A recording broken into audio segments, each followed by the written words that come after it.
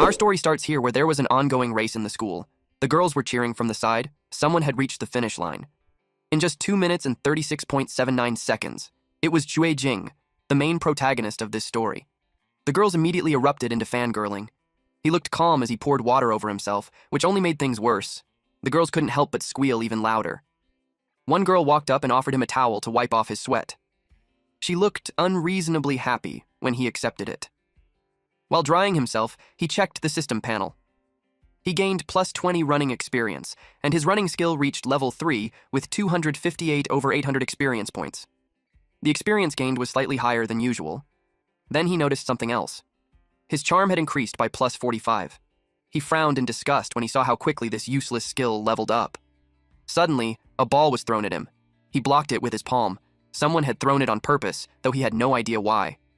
Judging by the guy's expression, the reason was probably standing right behind him. Shui Jing's friend walked over and asked what happened. He also asked if Jing knew the guy. His friend was Li Gei, and he stiffened the moment he recognized him. It was the school tyrant, Pei Yu Guang. Li Gei immediately asked why Jing had to butt heads with him. He sighed and assumed it was because of a woman again. He told Jing to just accept one and save himself from drawing aggro from the entire school.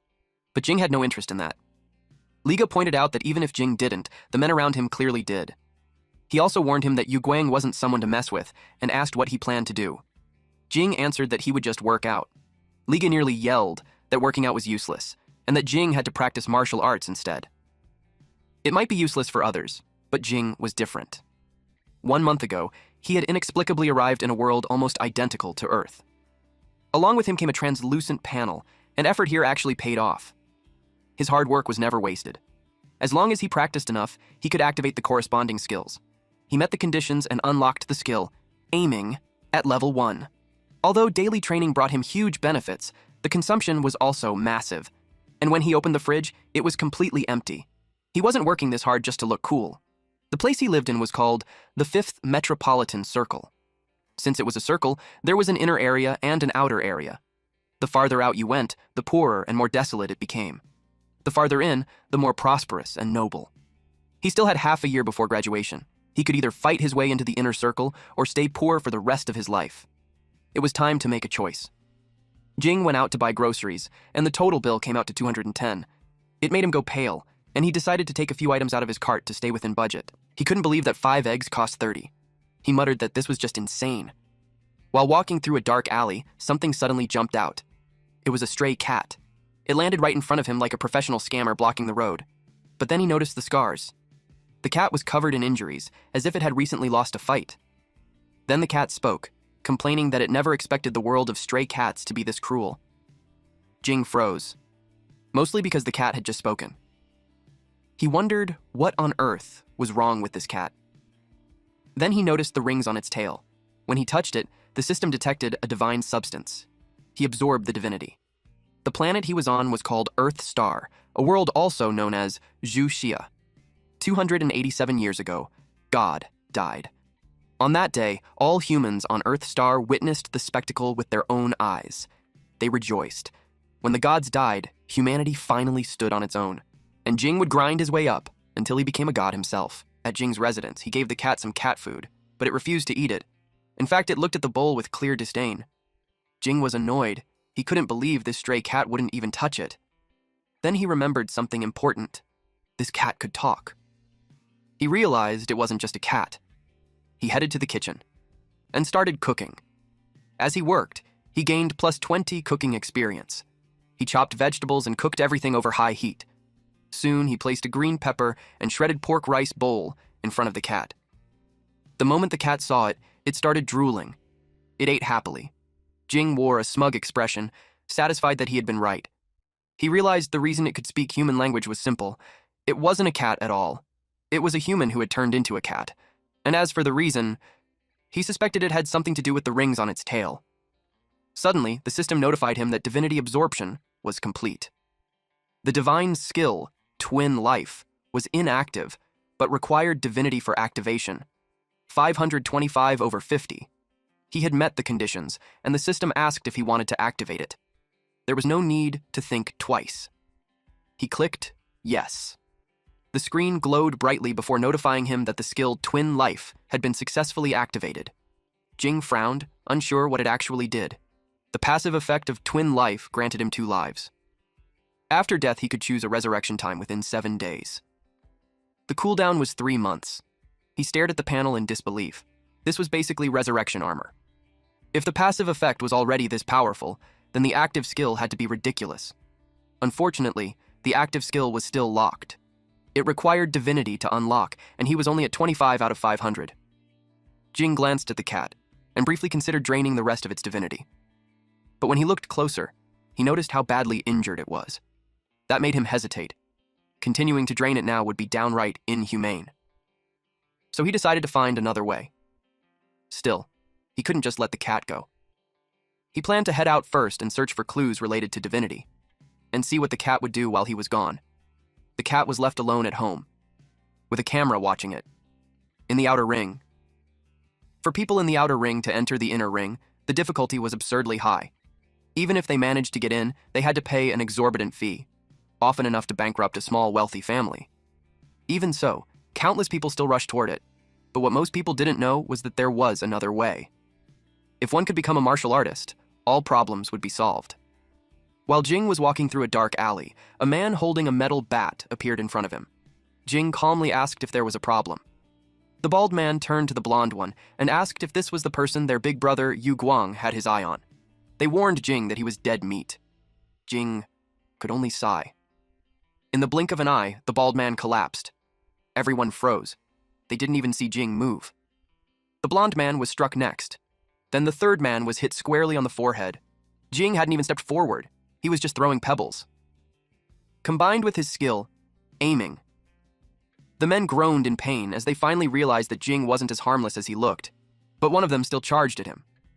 Jing's eyes activated. When the man swung his punch, Jing dodged just in time. It was a good thing he did, because the punch smashed the ground where he had been standing. That wasn't brute force. That was martial arts. The man grew irritated that this brat was so agile. Jing, on the other hand, felt relieved. If Yu Guang knew martial arts, that saved him the trouble of looking for someone to ask. He stepped forward and told the man to explain everything he knew. Otherwise, Jing wouldn't show mercy. The next thing we knew was that Yu Guang was slammed onto the ground. He trembled as he promised to submit everything he knew. Jing grinned. He had thought this guy was tough, but after all that build-up, it turned out he only had one move. Yu Guang kept throwing punches. Jing quickly realized that after all this time, that really was his only move. Still, thanks to him, Jing met the conditions and activated the skill, fighting. Aiming didn't just sharpen his dynamic vision, it also improved the accuracy of his punches. Dealing with a martial artist at Yu Guang's level was more than enough. Before long, Yu Guang was begging him to stop hitting him. Jing asked what kind of move that punch was. Yu Guang nervously explained that it wasn't a move at all, but inner force. It was the act of gathering energy from the entire body and releasing it outward through a technique. Jing asked how to train it. Yu Guang admitted that he had only learned the basics and couldn't explain it clearly. Jing grabbed his collar and called him pathetic. He brought up the rumors about Yu Guang, how he smoked, drank, permed his hair, committed arson, murder, and even breakdanced. It made Jing doubt how someone that ruthless could submit so easily. Yu Guang hurriedly explained that those were all rumors. He needed them to build an image. If they were true, there was no way he'd still be in school. Jing slapped him and warned that if Yu Guang forgot today's lesson, he would beat him up every time they met in the future.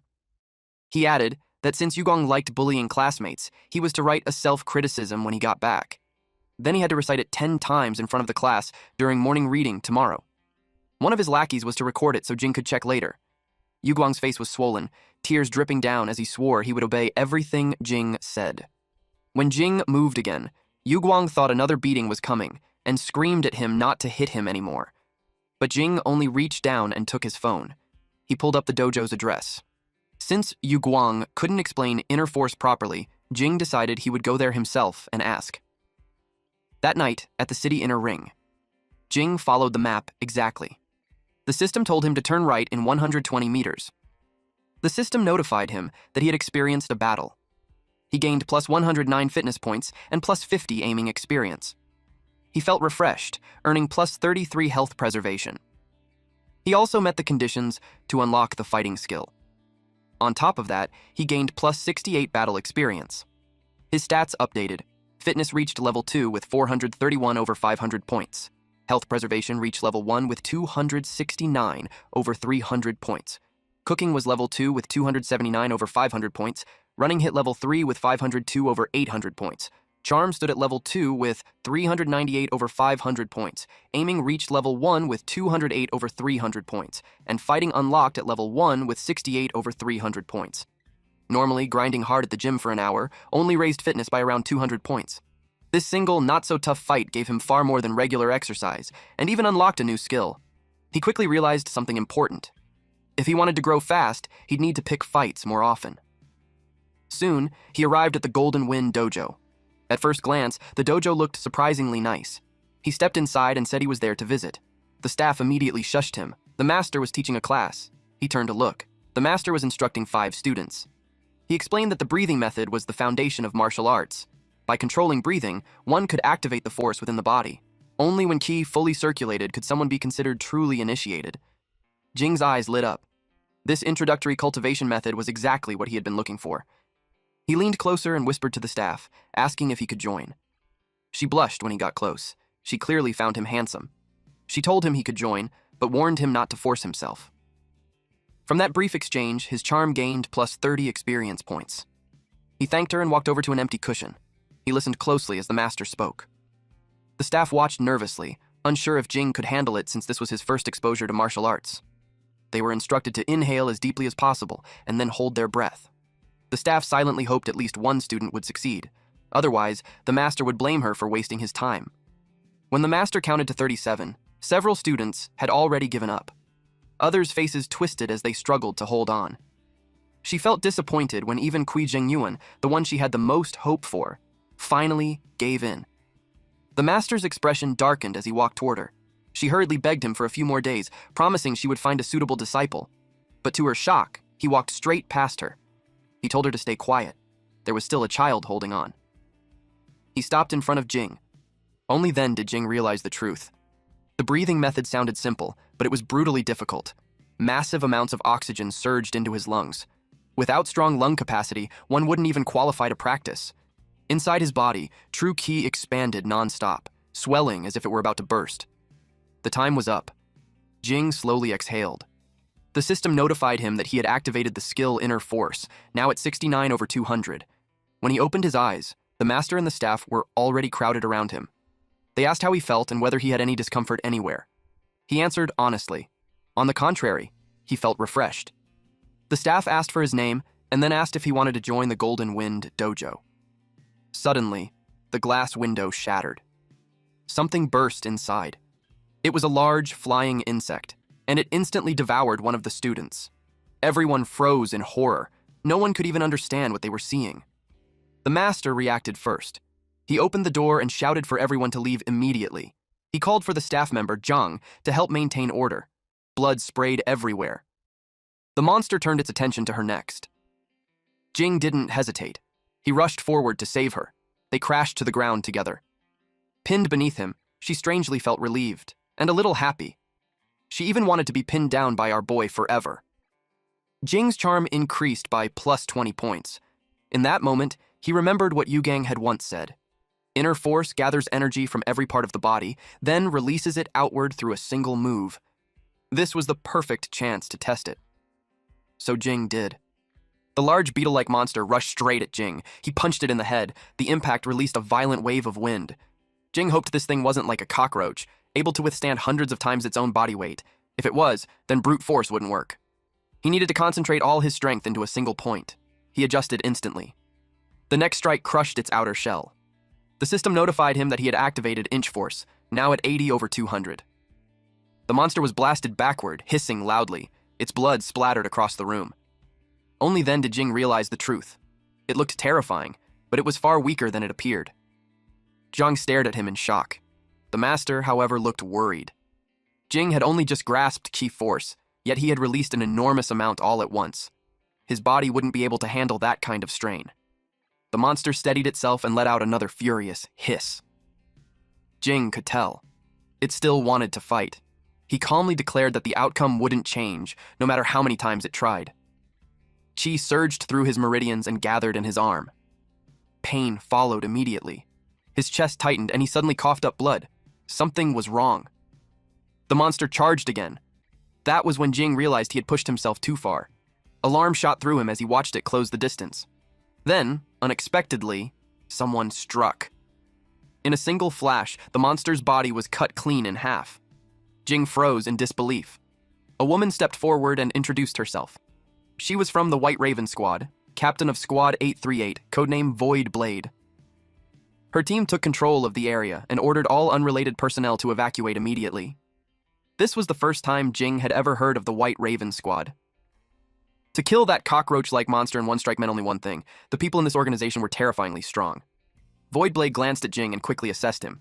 He looked only 17 or 18, yet he had managed to injure the monster so badly, using nothing but his bare hands. On top of that, she found him very handsome. She began searching for a reason to recruit him.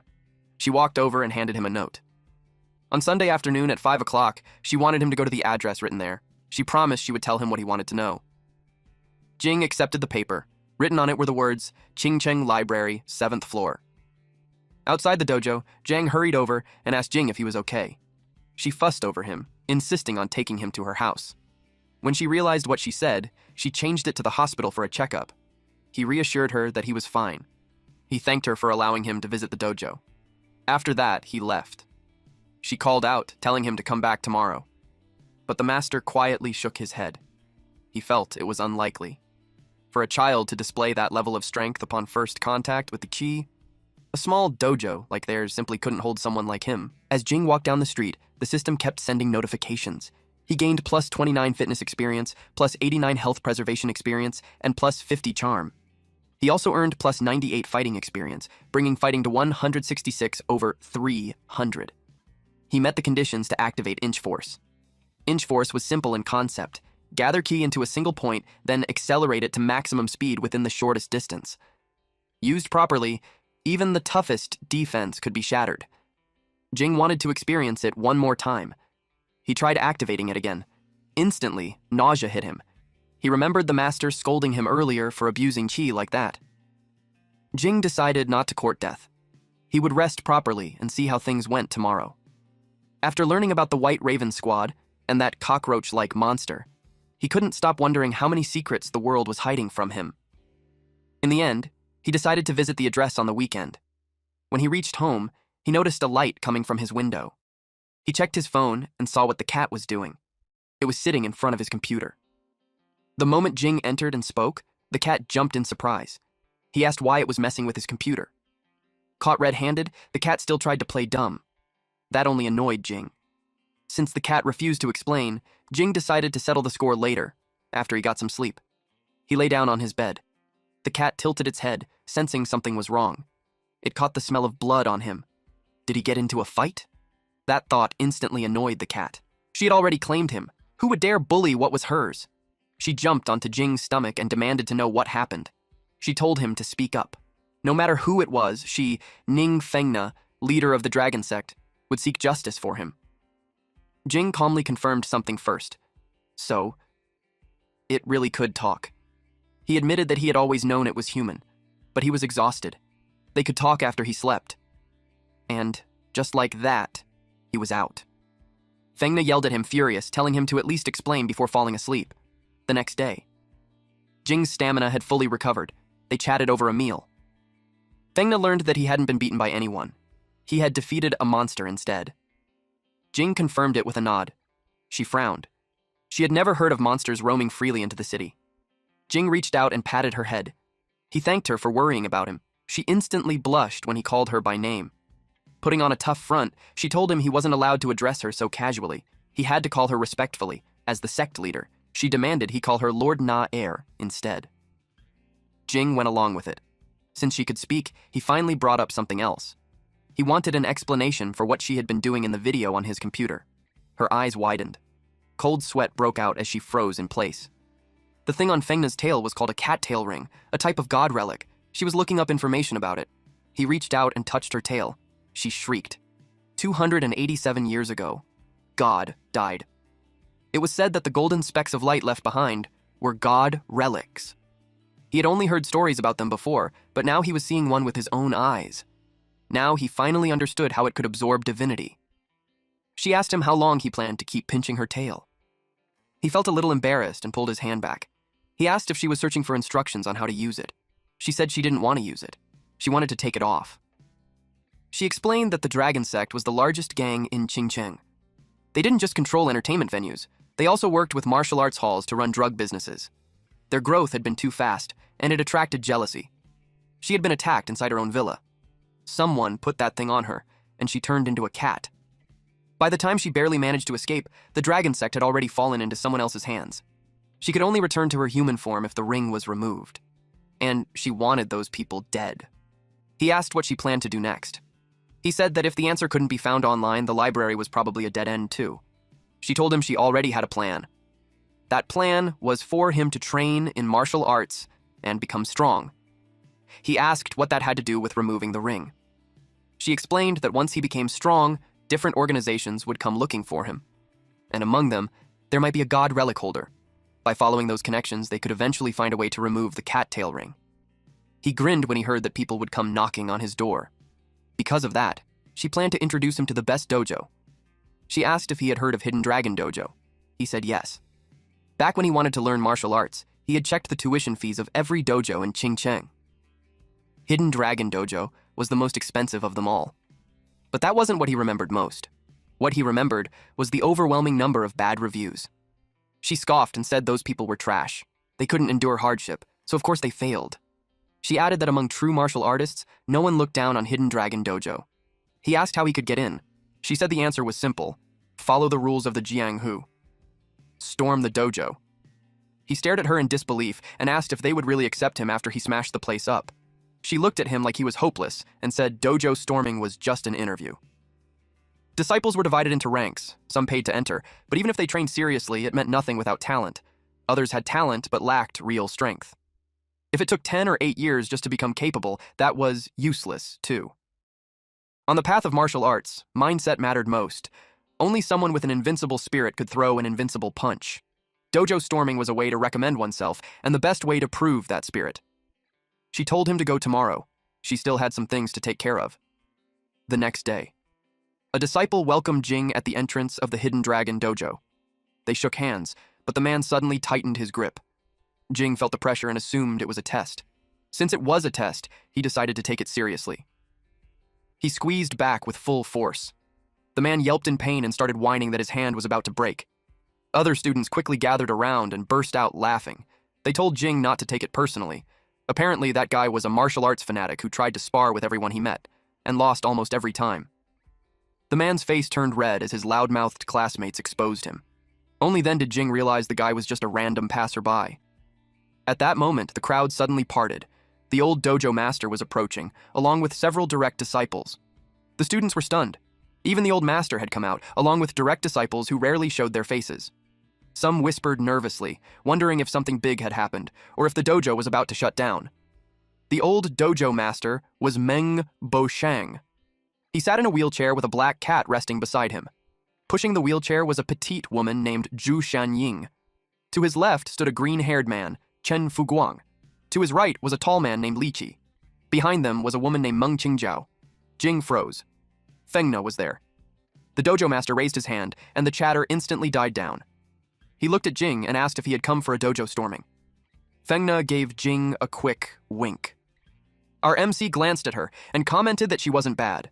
The old master chuckled. It had been a long time since anyone dared to storm his dojo. He asked Jing if he believed he was qualified. Jing answered honestly. If he was asked that way, he didn't really know. From what he could tell, the combat levels here didn't seem that high. Boshang decided to ask him a few questions. First was his name. Jing answered, then his age, 17. More questions followed. The longer it went on, the more nervous Jing became. The questions were starting to feel strange. So strange that it felt less like an interview and more like a marriage inquiry. The dojo master laughed and told him not to be nervous. It was only natural to ask these things when meeting a future son-in-law. Jing leaned closer to Fengna and whispered, asking what was going on. She whispered back that she had no idea either. Zhu Shanying spoke up and addressed the dojo master as grandfather. She said that, qualified or not, they still had to fight first. She looked at Jing and told him she would go easy on him. Jing nodded. He was ready. The disciples were stunned. Their little senior sister was actually stepping in herself. In their eyes, the kid was finished. Fengna puffed out her cheeks and complained that they were still fighting when it had already turned into a marriage interview. Xianying warned him to be careful. Fengna felt a spike of worry for him. A target marker appeared. Xianying threw a punch, but Jing dodged it cleanly. He immediately grabbed her wrist and flipped her onto the ground. The impact left her dizzy. Fu Guang narrowed his eyes and commented that Jing's dynamic vision and grappling position were very precise. He said Jing's movements reminded him of his own style when he was younger. Boshang laughed happily. He praised Fengna for finding such a good seedling for an old man like him. Fengna replied proudly that it was only natural, though deep down she had been nervous for Jing just moments ago. Jing turned to the dojo master and asked if his storming was considered successful. At the same time, the system notified him that he had experienced a battle where the weak defeated the strong. He gained plus 21 fighting experience, plus 121 fitness experience, plus 89 health preservation experience, plus 56 meow aim experience, plus 139 sports experience, and plus 50 charm. The dojo master declared that since Jing had defeated Xianying without any formal martial arts training, he was unquestionably qualified to become a direct disciple. He added that it was about time to change how Jing addressed them. Jing smiled. He greeted his master and his senior brothers and sisters. Fu Guang welcomed him as their 7th junior. Xianying looked embarrassed. She introduced herself properly and said she had underestimated him. She warned him not to get arrogant just because he won once. That was when Jing learned she had been the youngest direct disciple before he arrived. He thanked her for the guidance, and she responded with a scoff. A woman walked over and addressed him as Young Master Shui, offering to guide him through the procedures. Jing was confused and asked why he was being called that. Boshang explained that a direct disciple should never be looked down upon. From that day on, Jing was nominally an inner ring resident, so calling him Young Master was only proper. Jing asked if they could change the title. It made him uncomfortable. She suggested calling him Master Jing instead. Jing sighed and agreed. At the lounge, Jing sat on the sofa while Fengna rested comfortably on his lap. He told her that dojo storming wasn't as difficult as she made it sound. After all, Xianying went down in a single move. Fengna shook her head and said he was wrong. Xianying was actually much stronger than him. Martial arts wasn't about comparing numbers alone. Mood, condition, intelligence, decision-making, and even luck could all decide victory or defeat. Jing thought it over and realized that Xianying had underestimated her opponent. Fengna agreed. If that girl had been even a little cautious and waited for Jing to make the first move, the outcome would have been very different. But a win was still a win, and there was nothing more to argue. Jing admitted that luck played a big role and that he needed much more practice. He then asked where she went the night before. He wondered if she stayed at the dojo overnight. Fengna replied that to squeeze someone in, she had to go say hello to Grandpa Li. Jing asked why she called him that. She casually explained that Grandpa Li almost cuckolded her grandfather back in the day. Jing froze. So, he was basically a male mistress. A staff member soon handed Jing an identity authentication card and told him that starting tomorrow, he could enter by swiping it at the access control. Jing thanked her. The system notified him that he gained plus 20 charm. The next day, word spread the kid had trained through the entire night. They were talking about Jing. All were shocked by how strong he was. He gained plus 234 XP, plus 133 health preservation, plus 79 sports XP, and plus 89 inner force XP. His inner force upgraded to level 2. He also received a large amount of favorability, increasing his charm by plus 35. Boshang trained him without mercy. Jing was forced into a squat, while the old master told him to hold on a little longer. His inner force experience increased by plus 99. Just a bit more, Boshang urged, telling him not to waste the effort he had put in all night. The system notifications kept coming, plus 99 inner force XP again and again. The system congratulated him. His inner force had upgraded to level 3. The moment it ended, Jing collapsed to the ground, landing hard on his butt. He was drained. Boshang sighed in amazement and said that among the disciples he had accepted in his lifetime, Jing was the strongest. Before long, he would be able to cultivate the Hidden Dragon sect's cultivation method. Jing lay on the floor, breathing heavily. The moment he heard that, he forced himself upright and asked what level he needed to reach to learn it.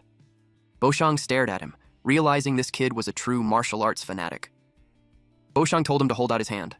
Jing assumed they were about to spar again. Instead, Boshang released a powerful aura. His eyes turned red. Jing felt a massive surge of true ki pour into his body. He had no idea what it was doing, and no way to resist it. Boshang asked what kind of sports Jing usually did. Jing replied that he mostly just ran and didn't do much else. Jing nervously asked if there was something wrong with his body. Boshang shook his head and said there was nothing wrong at all. In fact, Jing's body was terrifyingly perfect. Every muscle, every bone, every organ was balanced, as if molded by a god with obsessive tendencies. In simple terms, he was a martial arts prodigy. Jing knew the truth. It was all thanks to the panel. After activating the fighting skill, his body had transformed into this state. In a way, he really did count as a genius. He asked again if he could start learning the cultivation method. Boshang frowned and asked why he was in such a rush. He pointed out that Jing had trained all night, and his body was covered in injuries. Cultivating right now would be no different from courting death. Jing asked what he should do instead. Boshang told him to head to the lounge first. He would have someone send over the sleeping dragon ointment shortly. That night, someone knocked on Jing's door. It was Shan Ying. She had come to treat his injuries. Jing froze. He couldn't help but wonder why it was her, and whether she was here for revenge. Shan Ying told him to take off his shirt. Jing did as told. When she saw his upper body, her eyes lit up slightly. He was more built than she expected, and the reaction made him feel a little flattered. She told him to lie down. The system notified him of plus 45 charm. She ordered him to behave, lie still, and not move.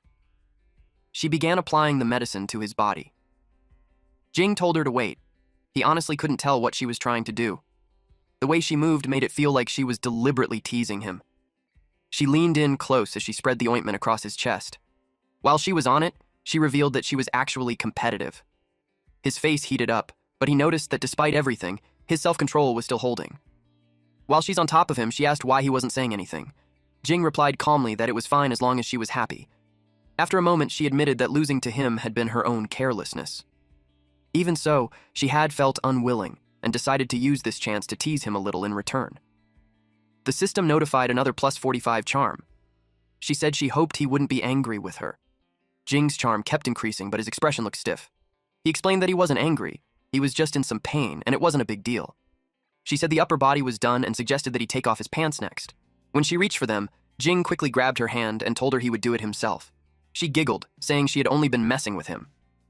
Seeing him panic like that was amusing. She handed him the ointment and said she'd leave the rest to him. Then, she turned around and left.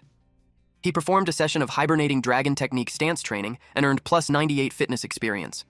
Several identical system windows popped up one after another. Jing walked down the street afterward, his whole body aching. He muttered that it was terrifying. He almost felt dismantled by that woman. The system notified him of a level up. His fighting level rose to level 3, and his inner force increased to level 4. Jing beamed at the sight of it. With nothing else scheduled, he decided to head to the library for the appointment.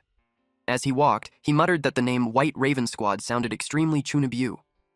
In reality, it was just Qing Cheng's special police organization. Still, he couldn't understand why they wanted to meet in a library. At the Qing Cheng Library. Jing arrived on the 7th floor. To his surprise, it was completely empty. For a moment, he wondered if he was being messed with. Then someone greeted him. He turned around. A tall woman with long blonde hair stepped into view. She introduced herself as Wu Yu Qing, the Yu from Childish Yuji, and the Qing from Sunny Day Qing Tian. Jing asked where Voidblade was and why she had chosen the library as their meeting place. She explained that she was Voidblade's informant. Since this was a private meeting, they couldn't use the special police station. She admitted that she had been skeptical at first, but after seeing him in person, she approved. She told him to join them. Jing asked on what grounds. She said calmly that she knew he was interested in god relics. He froze.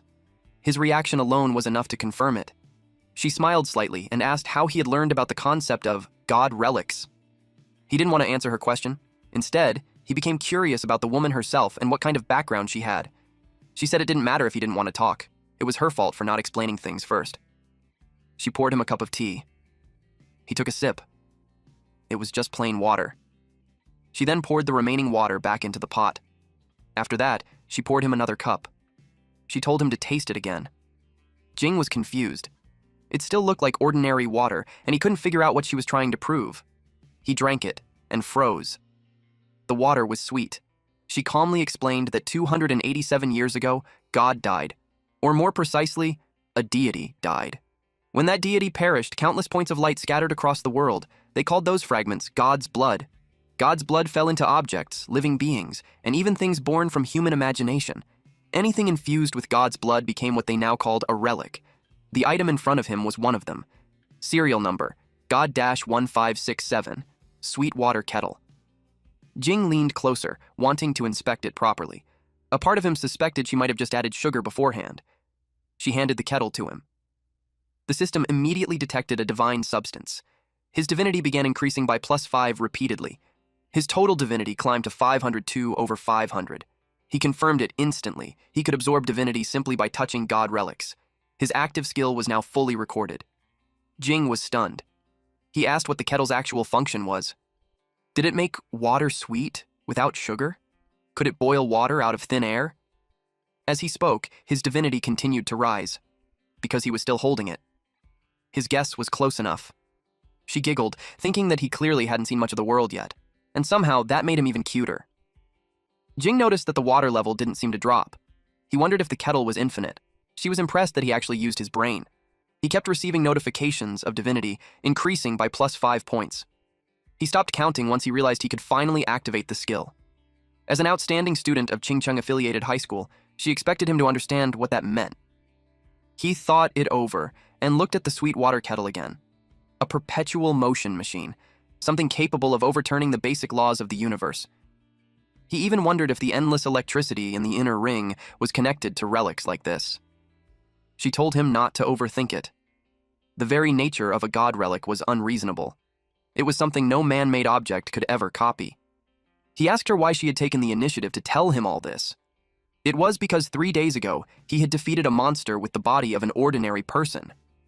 Even when facing such a terrifying and unknown creature, he showed no fear at all. She handed him her card. It read, Wu's God Relic Containment and Research Company, Limited. The CEO, herself. The company was also the designated equipment supplier for the White Raven Squad. On a spiritual level, he had already surpassed most people. That was why she hoped he would join Wu's God Relic Containment Company. And since our boy would have the chance to absorb divinity, he was genuinely excited about joining her team. He promised to obey every command. To him, a God Relic Containment Company wasn't just a job. It was a god-tier workplace he absolutely had to enter. And as for me, I really like it when our protagonists are smart like this. God Relic Containment Company sounded like a place where he'd be surrounded by god relics all day. Just thinking about it made him excited. Rich and powerful? That was a solid combo. Right now, the only source of divinity came from god relics. Just the passive skill twin life was already this broken. If the active skill turned out to be even more unreasonable, then no one in the world would be able to beat him. The thought made him laugh out loud. Yu King could tell he was deep in his own little fantasy. She took a document out of her bag. She handed him the contract and told him to look it over. If there were no issues, he could sign it. He read through it and found that it looked like a standard labor contract, except for one extra part, a confidentiality agreement. There was also a clause stating that the job involved a dangerous special field related to god relics, meaning serious risks. If he became disabled or died during work, the company would pay his family $5 million to cover medical fees, funeral costs, and other expenses. But there was a condition. If the accident happened because of intentional actions or gross negligence on his part, there would be no compensation. That alone told him this was not a safe job. She explained that god relics were divided into 4 grades: D, harmless level; C, danger level; B, high danger level; and A, the highest danger level. In the future, only if he showed enough growth would he be involved in truly dangerous work. He wanted to ask more about A-grade relics, but she stopped him. He didn't need to think about that yet. A relic of that level wasn't something one person, or even one company, could handle. When that happened, official government agencies would step in. He asked her why she chose him. Even if he had contacted a god relic before, that alone didn't mean he was qualified. And as far as he knew, she didn't know about his panel, nor that he practiced martial arts. He couldn't believe she would invite him just based on Voidblade's one-sided recommendation. Something felt off. She pointed out that he was wrong about one thing. It wasn't that he contacted a god relic, it was that the god relic contacted him. He asked what she meant. God relics seemed to possess a certain degree of will. They would actively approach people they were drawn to. And among humans, there was a special type who could attract god relics on their own. She was one of them. And she knew that Jing happened to share the same constitution as her. To show her sincerity, she offered him that level of salary. The contract stated that he would receive a monthly salary of 200,000. After successfully containing a god relic, he would get a 25% project share, along with 1% stackable equity. Jing realized how valuable he actually was. Now it made sense why they were in such a rush to recruit him. He said the salary didn't matter much. He mainly just liked god relics. Then he signed the contract. He handed the document back to her and told her to take good care of him from now on. She smiled and said she was happy to cooperate. He told her that if there was nothing else, he would leave now. She said goodbye to him. Between the Hidden Dragon Dojo and collecting relics, his schedule was about to explode. He was worried he wouldn't have time to attend school anytime soon. He sent a message to Ji, asking him to help inform the teacher that he was taking a leave due to being bedridden. Ji replied that he could leave it to him. After all, with a monthly salary of 200,000, he wouldn't earn that much even 10 years after graduating. His top priority now was simple: get stronger. Only by becoming stronger would he have a chance to go back. He decided to check his active skill first.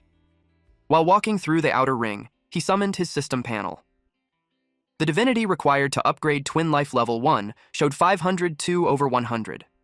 Its passive effect granted him 2 lives. After death, he could freely choose a resurrection time within 7 days, with a cooldown of 3 months. The active skill was no longer locked. The unlock requirement was 502/500, which he had already met. The system asked if he wanted to activate Twin Life, and he chose yes. Now, for every level, he could designate one ability related to his physical body. When activated, that ability would produce a double effect. The available options were memory, physical defense, physical strength, reaction speed, movement speed, calculation ability, and concentration. In short, if he chose physical strength, he would gain double strength while Twin Life was active. He already had resurrection armor, so doubling defense felt pointless. His body was already tough, and his main attack style relied on aiming rather than brute force. Then a saying crossed his mind. In the world of martial arts, speed decides the winner. He chose speed. He needed a proper comparison first, or he wouldn't know how strong the skill really was. From where he stood to the street lamp ahead, the distance was about 100 meters. He decided to run once without the skill and time himself. He started running. The result was 10.24 seconds. It wasn't great, but it wasn't terrible either.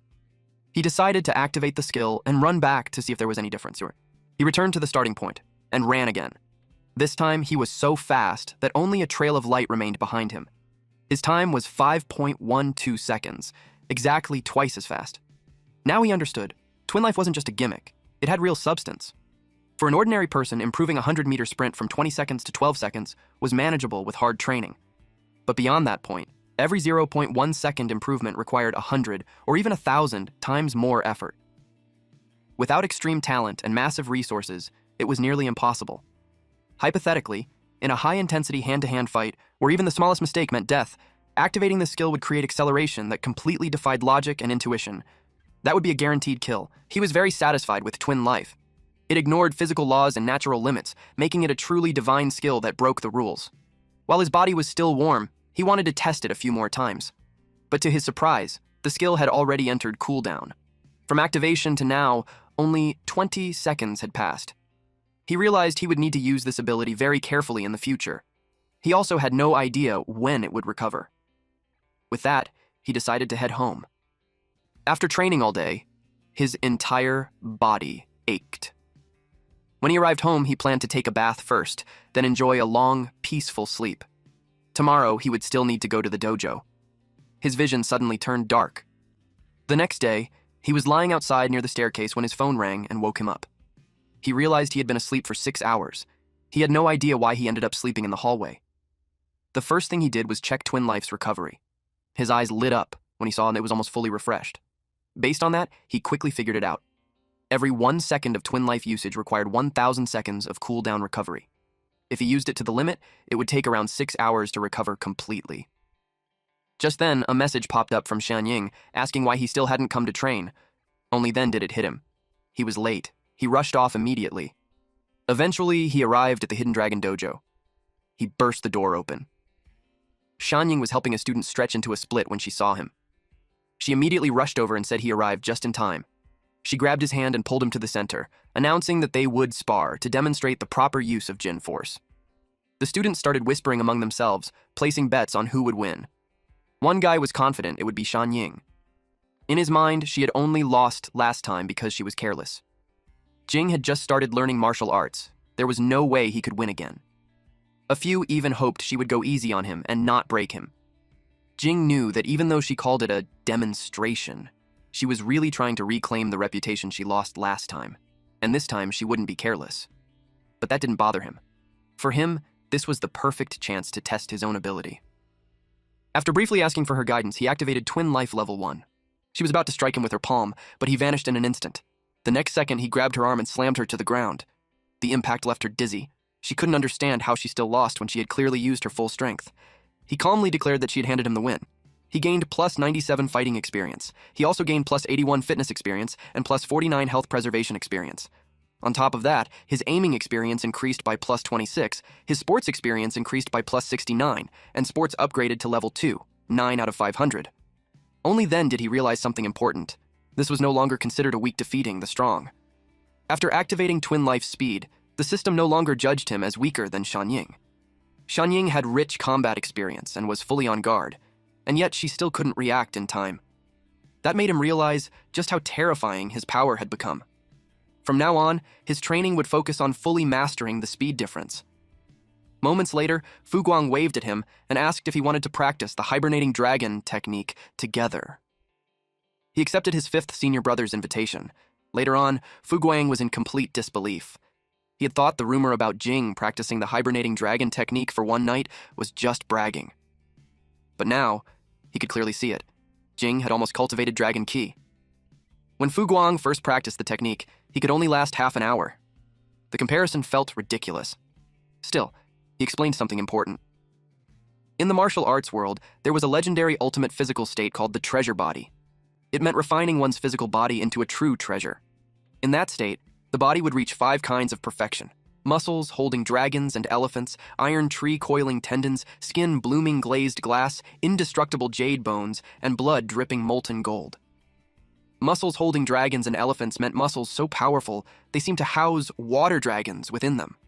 Iron tree coiling tendons referred to tendons as tough and rooted as an iron tree. Skin blooming glazed glass meant skin that was flawless and leak-proof like polished glass. Indestructible jade bones meant bones refined into immortal jade that could not be broken. And blood-dripping molten gold referred to a state where, when qi was activated, the blood boiled like volcanic magma. Fu Guang admitted that it was only a myth.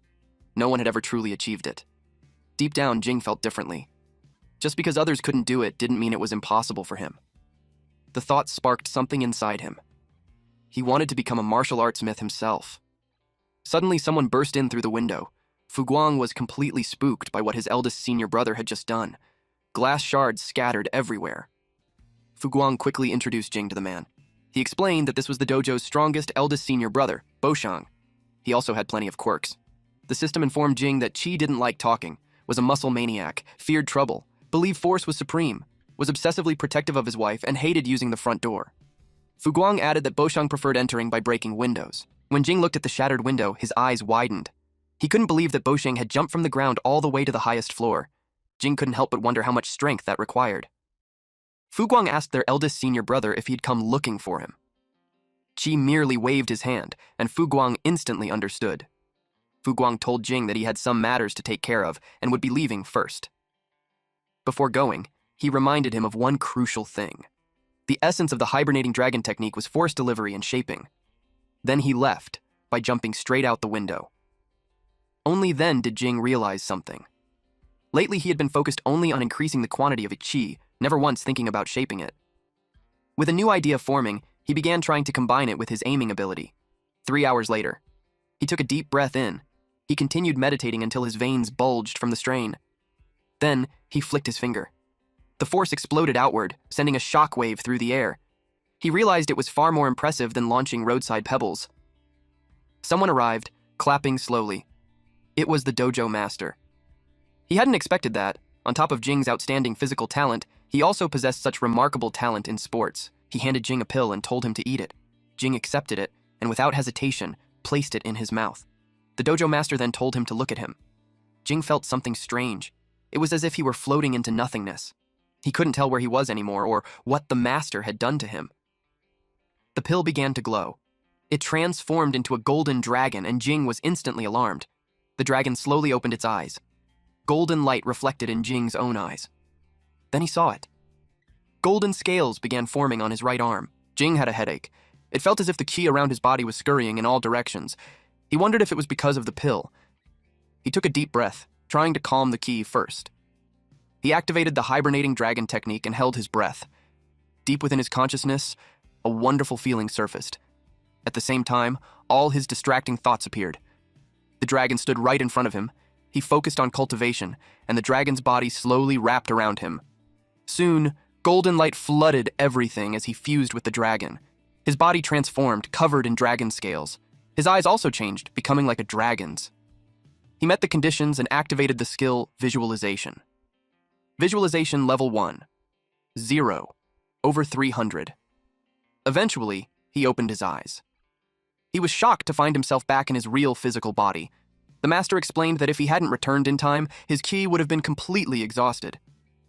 The master said it was incredible that Jing managed to cultivate dragon ki on his very first try. He was genuinely impressed. Jing then asked what dragon ki actually was. The master explained that dragon ki was a type of emotion. When someone was angry, they could strike with extra force. When fighting for survival, their body could feel filled with endless energy. In the hidden dragon style, stimulating emotions was called ki of motion, while controlling emotions was called ki of stillness. If one could combine motion and stillness, success would follow in any endeavor. Jing asked how he should train it. The master smiled, saying Jing had already grasped the essence, but he still told him to think it through on his own. Jing asked if it referred to a state free from distractions. He tried it. Suddenly, he was able to recall everything he had seen and learned in his past life. He even saw a math problem from his college entrance exam. He hadn't studied since then, yet it now felt unbelievably simple. Other pieces of knowledge surfaced as well. Only then did he realize something. He had become smarter. The master replied calmly that this was only a small part of it. Jing noticed that ordinary things could no longer stir his emotions. At the same time, his imagination had grown much stronger. He could now clearly picture a giant dragon in his mind. Even a single mane, strand of hair, or golden scale appeared vivid and sharp. He suddenly had an aha moment. This had to be the true essence of visualization. The master pointed out that talking was useless. Only practice could bring real understanding. Then he told Qingjiao to spar with Jing. She was still eating bread, her face covered in crumbs. The master explained that Qingjiao's control over motion was the strongest among all the disciples. Even her father, Qi, couldn't compare to her. Jing grew curious. Who was stronger, her or the sixth senior sister? Qingjiao stepped into a combat stance. Jing attacked. But before he could even act, he was struck. He froze in disbelief. The master laughed, pointing out that Jing's intentions were far too obvious. Jing couldn't believe she was stronger than his golden finger. He charged again, this time fully determined to win no matter what it took. He kept getting hit. Whether methods were despicable or vicious, didn't matter. In martial arts, the one standing wins, and the one lying down loses. She kicked him hard, blasting him away. Blood dripped from his mouth, yet he still wanted to continue. So they kept going. The sun dipped toward the horizon, but Jing refused to stop. This time he managed to evade her punch. And finally, he landed a blow on her chest. The impact forced her backward. Jing was stunned by the strange sensation left behind on his hand. The master quickly caught Qingjiao, stopping her from crashing into the wall.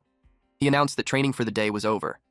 Since Qingjiao was clearly already hungry, continuing the spar would be pointless.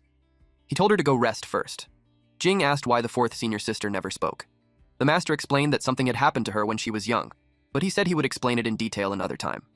The master then asked how Jing felt and whether the training had been effective. Jing answered honestly. He said he was exhausted. The system notified him that his fitness was at 827 over 2,000, health preservation at 468 over 800, and running at 699 out of 2,000. He added that he had never been this tired in his entire life, but at the same time, he had never felt this happy either. His charm was 66 over 1,200, aiming 567 over 800, fighting 520 over 800, sports 217 over 1,200, and visualization 251 over 300. He realized just how terrifying the fourth senior sister was. Sparring with her for more than 4 hours had boosted his experience by an insane amount. From now on, he planned to cling to her shamelessly. After that, he went back home. He brought Fengna some fried chicken. But she wasn't there. It was already late, which made him wonder where she had gone. Just then, he heard strange noises coming from the bathroom. Jing was puzzled. Fengna hadn't brought any guests back. There was only one pair of shoes at the door. He wondered if she was inside. A bad thought crossed his mind. What if someone had locked her in the bathroom? He remembered her mentioning that she had enemies. That made him anxious. So he rushed into the bathroom, only to find her calmly taking a bath. She panicked and splashed water everywhere. He quickly stopped her and said that if they kept wasting time, the fried chicken was going to get cold. Her eyes instantly lit up. In the end, they decided to bathe together. She sat on his lap while he helped scrub her fur. Between the fried chicken and his help, her mind was completely scattered. The system detected a surge of favorability toward Jing. He gained plus 89 charm. The cattail ring began to glow. She placed a paw on his chest. Jing squinted as the light grew brighter. Slowly, he opened his eyes. The paw had turned into a hand. He froze, because Fengna had turned human. She still had cat ears and a tail, but the rest of her was clearly human. She panicked, jumped up, and yelled at him not to look. Her tail wrapped around his eyes. He told her to calm down. She asked if he was telling the truth. He said he wasn't lying, and told her to get up first so they could talk properly. Suddenly, she felt a strange jolt run through her body. He asked what was wrong. She quickly said it was nothing. Blushing, she asked why she had turned back at a time like this. Jing guessed that they might have accidentally triggered the god relic's transformation. That caught her attention. Then she realized something.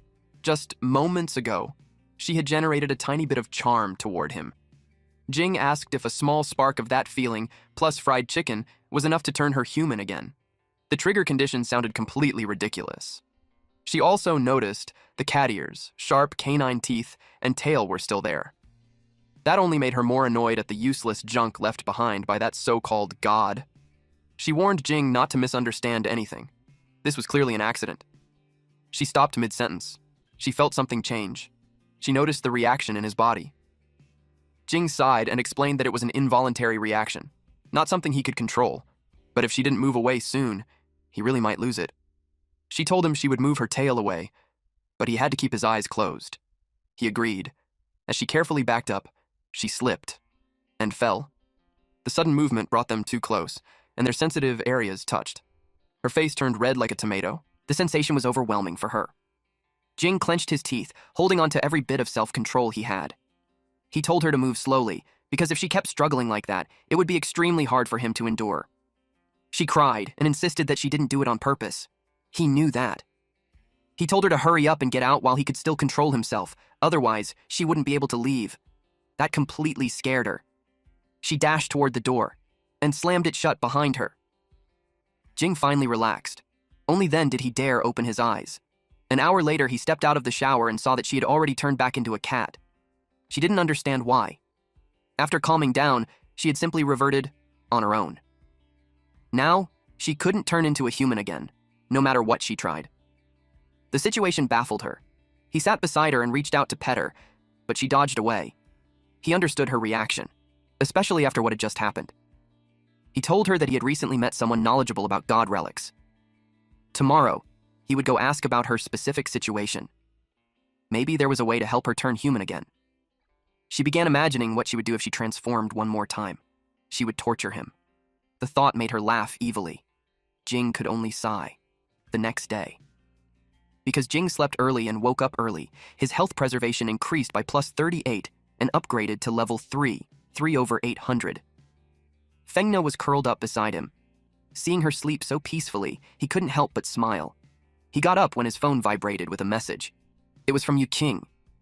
She told him to come quickly. There was work to do. Jing felt relieved. At last, he had work again. At Qingcheng Library, Jing searched for Wu Yuqing. She told him to come quickly, but she wasn't there. He didn't see anyone else, except a girl wearing glasses. Then he noticed something. The girl with the glasses was Yuqing. Her looks changed a bit. Then she removed her glasses. That's when her appearance came back to normal, but it was like they were enhanced. She said his consciousness intensity was quite high. She didn't expect him to find her so fast. He also noticed how alluring she looked. Noticing that, she cleared her throat. Jing, feeling embarrassed, quickly looked away. She told him the glasses were a god relic. God 1280, unremarkable glasses. They lower a person's presence, making them hard to notice. He asked if that was all they could do. When he touched them, the system detected divine substance and he absorbed divinity. Not only that, once the glasses are removed, the suppressed presence erupts at once. The longer someone wears them, the more dazzling they become when they take them off. He felt relieved. He hadn't suddenly turned into an old pervert. It was just the glasses. He asked her about the job. She said she wanted to show him something first. The mission was special, a C-rank containment mission that normally wouldn't be assigned to him. But this god relic, God 11,105, Villainess's Crown of Glory, could continuously amplify the wearer's primal desires. The current wearer was a woman named Lu Huying. Once she saw a handsome man, she couldn't stop herself from wanting to possess him. He realized the glasses were prepared just for him.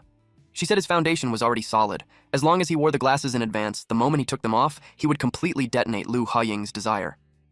At that point, removing the Villainess's Crown of Glory and restoring her to normal would be easy. The mission would belong to him. His face twisted in disgust when he realized they wanted him to use a honey trap. Still, he admitted the job suited him well. He could drain 2 god relics in one go, and do it safely. The glasses suited him too. He imagined wearing them for 10 years, then taking them off. He pictured himself looking ridiculously cool. He asked if she personally owned the glasses. She said no. She borrowed them from another containment company. He was surprised there were other containment companies. She froze, realizing she wasn't supposed to mention that. He thought their company was the only one in the country, mysterious and high class. She told him he misunderstood. God relic containment companies were special, but if she had to describe them, they were no different from street sweepers. He told her that comparison sounded a bit tragic. She explained that there were thousands of known god relics. They could appear anywhere, at any time. One company couldn't possibly handle them all. On top of that, the job was extremely dangerous. He asked if they worked with other containment companies. She said no. The state outsourced containment work to them. Some companies would do anything for money. If he ran into people from other companies, she warned him to be careful. He said he understood. He told her he wanted to test the effect. She asked what he meant. He took off the glasses. Her heart skipped and her cheeks flushed. The system notified him that he gained plus 19 charm. The effect was confirmed. Very effective. While on the ride. He read through the documents. They were about Lu Huying. Her activity zone was mostly in the Southern District, a place packed with bars, discos, host clubs, and KTVs. It was a classic underworld big sister hunting ground. According to her profile, Lu Huying had already carved out territory using the physical buffs from the Villainess's Crown of Glory. She even formed a small gang called the Rose Gang. Every day, she preyed on the locals, draining countless men of their vitality. At the same time, the Villainess's Crown of Glory kept amplifying her desire. The stronger her desire became, the greater the boost to her physical abilities. If no one stopped it, the crown would continue stacking effects without limit. As long as he removed the Villainess's Crown of Glory, she could be restored to normal. The problem was figuring out how to do it cleanly.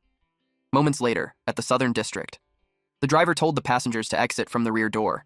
As Jing stepped out, he continued absorbing divinity, 79%. On the same street, a man was being beaten with a bat. The attacker laughed, saying the feeling of doing whatever he wanted was just too good.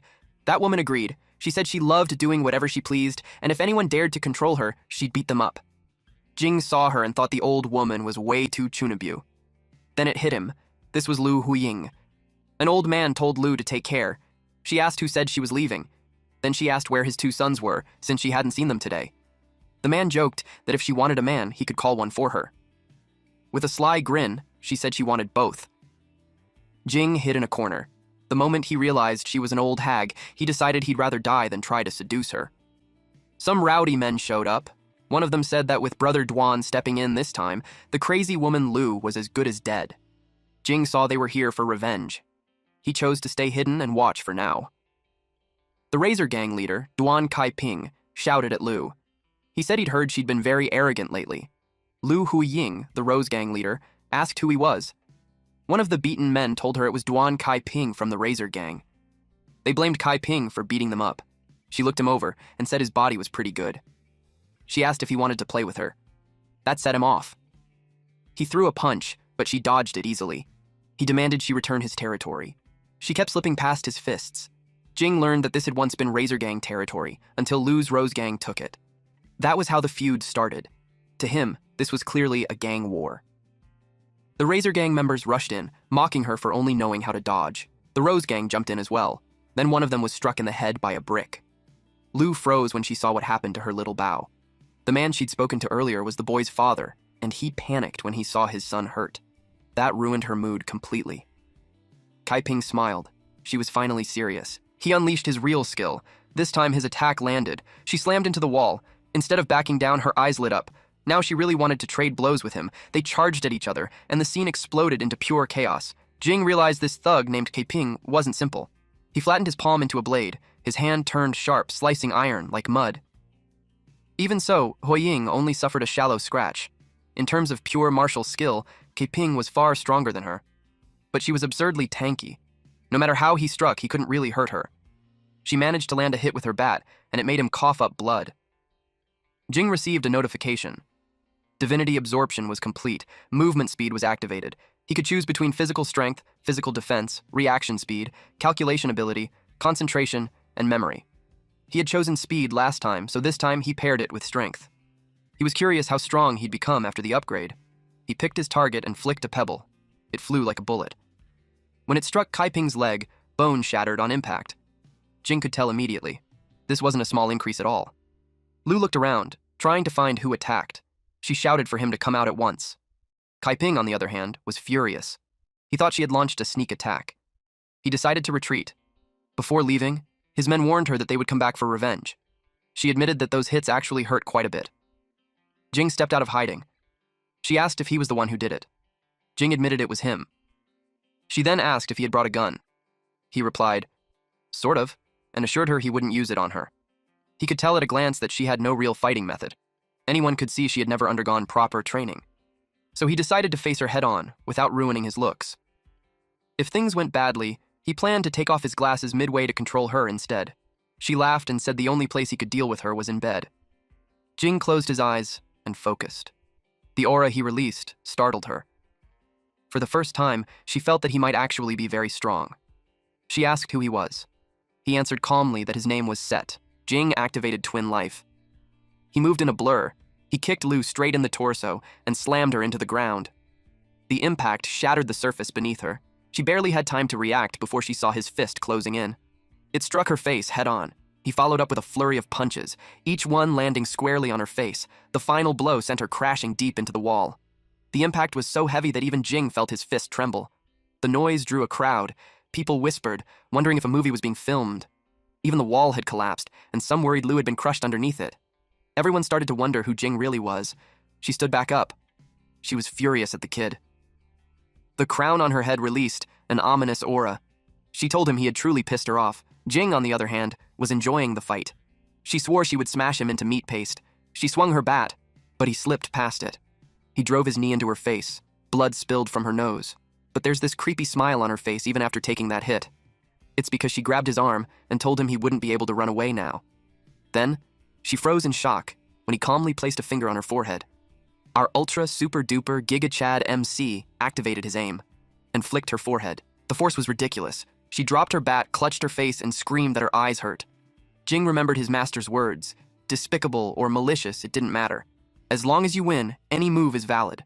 Only the one left standing has the right to speak. And not just men. Women had weaknesses, too. Between the thighs. He kicked her there. She groaned and collapsed in pain. While she was crouched down, Jing clasped his hands together and raised them overhead. Then he brought them down with full force on her head, knocking the crown clean off. The impact caved the ground in, and she slammed face first into it. The crown rolled away across the rubble. The Rose Gang members saw everything. Their legs trembled so badly they could barely stand.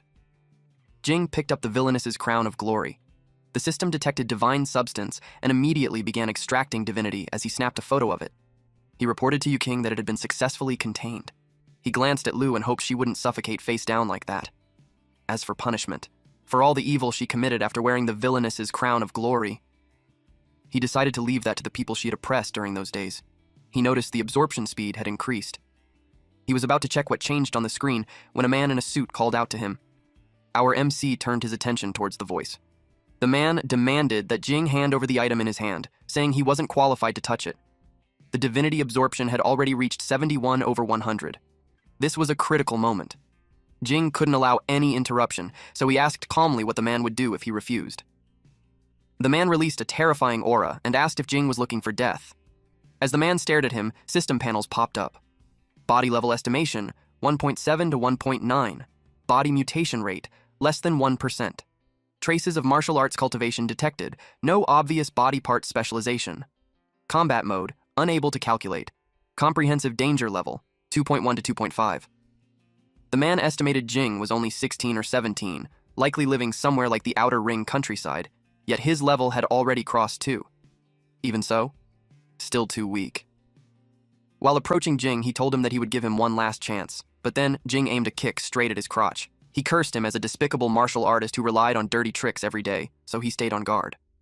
But to his surprise, Jing suddenly fled, shouting that he was a pervert, since no normal person guarded against that move. He yelled at him to stop running because he was going to kill him. Jing wondered if this man was a containment agent from another company. Something about his body felt wrong. It was stiff, like mechanical parts bolted together. The man rushed forward to grab him. He almost caught Jing, but Jing twisted, slipped free, and kept running. The man clicked his tongue in annoyance. Jing knew he couldn't afford to stay involved with this guy any longer. The divinity absorption was already at 81 over 100. Then he was suddenly punched straight through a wall. He barely blocked it with his arm, but the impact still blasted him through several more walls. He realized that no matter how far he ran, this man would eventually catch him. The system notified him that divinity extraction was complete.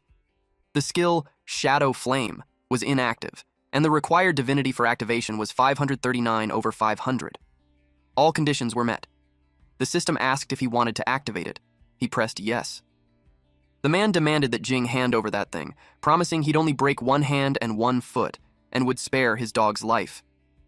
He froze when Jing suddenly clamped a hand over his mouth. At that moment, he realized Jing was a recipient. Jing wondered if the man was talking about him. The man answered that there was no one else. He noticed the black flame surrounding Jing and the strange aura.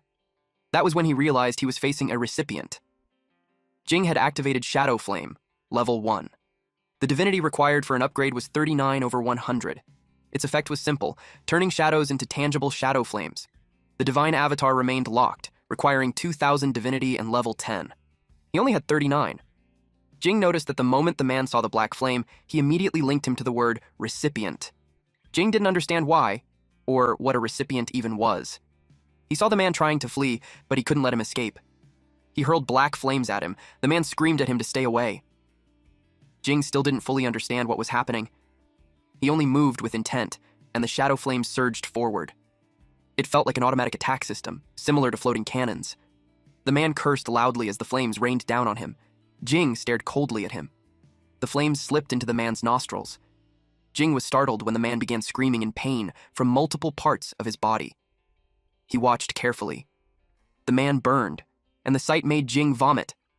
The system notified him that the weak had defeated the strong, rewarding him with plus 452 fighting experience.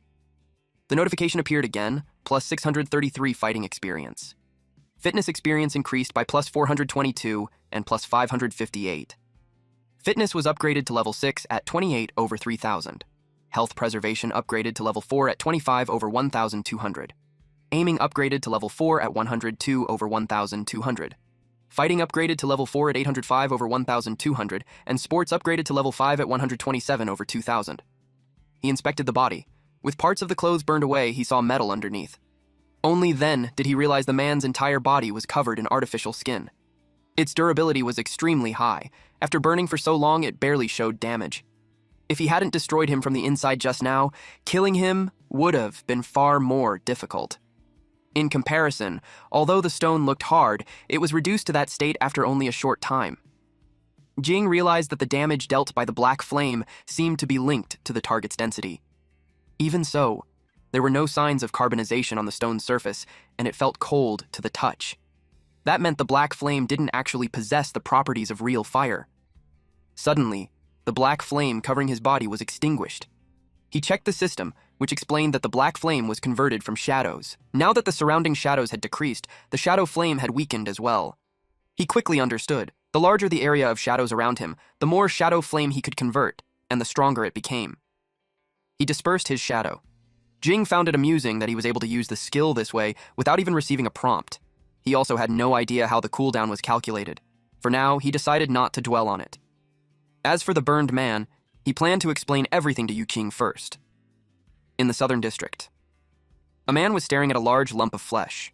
He gently caressed it, then spoke to Ping Ping, asking if it knew why he had summoned it. It was Kai Ping. He had lost a hand and was wrapped in bandages. Kneeling on the floor, he replied that he knew, because his master had repeatedly warned him not to cause trouble, yet he still did. He was startled when the man in front of him suddenly vanished. In the next instant, the man was gripping his head. The man was furious, questioning why Kai Ping caused trouble even when he knew better. He asked if Kai Ping had grown tired of living. Kai Ping immediately begged his master for forgiveness. The man ordered him to rise. Then he asked whether there was any news about the two they had sent out earlier. Kai Ping replied that they had been destroyed. The man asked if White Raven was responsible. Kai Ping reported that one of them had been injured by a child. That answer irritated the man, which terrified Kai Ping even more. He hurried to explain that the child was Shui Jing, just an ordinary person. The man erupted in anger, demanding how an ordinary person could possibly defeat them. Even if the test subjects were imperfect, they were still not something that ordinary people could defile. He ordered Kai Ping to capture the boy. He would personally feed him to the Great Sky Lodging insect mother. That way she would give birth to more and better children, and one day he would conquer the planet. Jing went to Qingcheng Library. He had caused a huge disaster during the mission, and he had no idea how Yuqing would handle it. He decided not to dwell on it. Soldiers block enemies, Earth blocks water. At worst, he would make amends through future merits. The elevator stopped on the 7th floor. The moment the doors opened, Yuqing was already bowing. She apologized, saying she hadn't expected things to spiral out of control. Leaving him to face danger alone, she admitted, was a serious dereliction of duty on her part. Jing was completely caught off guard. Yuqing said she would upgrade the mission to a C+ rank and provide additional compensation. She hoped he could accept it.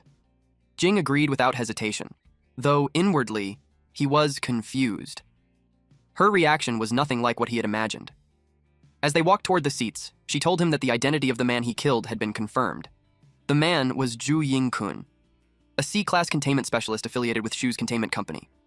She had already contacted them, and they claimed it was his personal action and had nothing to do with the company. Jing found that explanation suspicious. Yingkun was a man. Jing couldn't understand why he would need the villainous crown of glory. She took out a map. She said this was exactly what bothered her as well. Shu's containment company was located in the inner ring. Sending someone all the way to the outer ring for a mission made no sense. On the surface, there were no flaws in their statement. Still, she believed there was more to the incident. She told Jing to leave it to her for now and advised him not to get too deeply involved. He understood. He almost forgot to hand over the villainess's crown of glory. He also asked whether she wanted the glasses returned. She told him to keep them. He might still need them for the next mission. Then she said that, compared to everything they had discussed, the strangest part was Ying Kun's autopsy report. Every internal organ in his body had vanished without a trace. She asked if Jing had done it. Shadow Flame was far too dangerous. Even though he didn't fully understand its principles, he decided it was better to keep its secret. He took off his glasses and, with a calm smile, said he couldn't tell her. Her face instantly reddened, and her heartbeat sped up. She quickly replied that if he didn't want to say, then he didn't have to. Everyone had secrets, and she respected that. Then she told him to put his glasses back on. Instead, he stored them away. It was just an artifact, after all. Then he asked what she had given him. She explained that it was a containment card. With it, carrying out containment missions in the future would be far more convenient. Jing felt a surge of relief when he realized this meant he was officially recognized. She confirmed it. When she snapped her fingers, hidden doors along the floor slowly opened. She told him that, aside from the privileges of official personnel, all the data stored in the library would now be completely accessible to him. She still had work to handle, so she told him to go inside and look around on his own. He waved goodbye and told her to take care. The first thing on his mind was finding clues about the cattail ring. He walked into the aisles. As he looked around, it felt like stepping into a world of its own. All the data was categorized by relic. He spotted God 018, Death Goddess's unreasonable favor. He hadn't seen it before, so it caught his interest. He tapped his card. Access denied. Insufficient permission. He tried another one. God 069, Cinderella Boy. The number was far back enough that he expected it to be accessible. But the result was the same. Denied. He tried several more relics. Still no permission. He kept circling the area until exhaustion set in. Nothing worked. despite Yu King saying everything here was completely open to him. A sense of frustration crept in. If this was the case, then the cattail ring might also be restricted. Even so, he decided to keep looking. Eventually, he saw it. God 1391. Cattail ring. He silently prayed. When he tapped the card, the data opened. He almost sighed in relief. The relic's danger level was listed as B, which did not match the level of C-class containment personnel Sui Jing. Because of that, only the first 2 layers of data were available to him. He had always thought the relic merely turned people into harmless kittens, yet it was ranked alongside god relics capable of destroying entire streets. He pulled out a chair and sat down to read. The record stated that after wearing the ring for 1 month, the holder could freely switch between human and cat forms. He liked that. It sounded incredibly convenient. Another entry caught his attention. In a certain year, a doctor had let out a fanatical shout after seeing the cattail ring and went on to establish the alien god cult. That piqued his curiosity, so he searched for information on the alien god cult. After God died, the earth cracked open and major borderlands emerged from the fissures. As people explored these fissures more deeply, they discovered tools that could communicate with alien gods. Groups driven by their desire for power gathered and prayed to alien gods for blessings. These groups became known as alien god cults. Those who received gifts from alien gods were called recipients. Now he finally understood what recipients meant. He flipped the page. 200 years ago, an alien god cult known as the Lion Sage Sect attempted to make contact with the god Bastet. The god never responded. Not until a believer obtained God 1391 and transformed into a cat, finally receiving the goddess's blessing.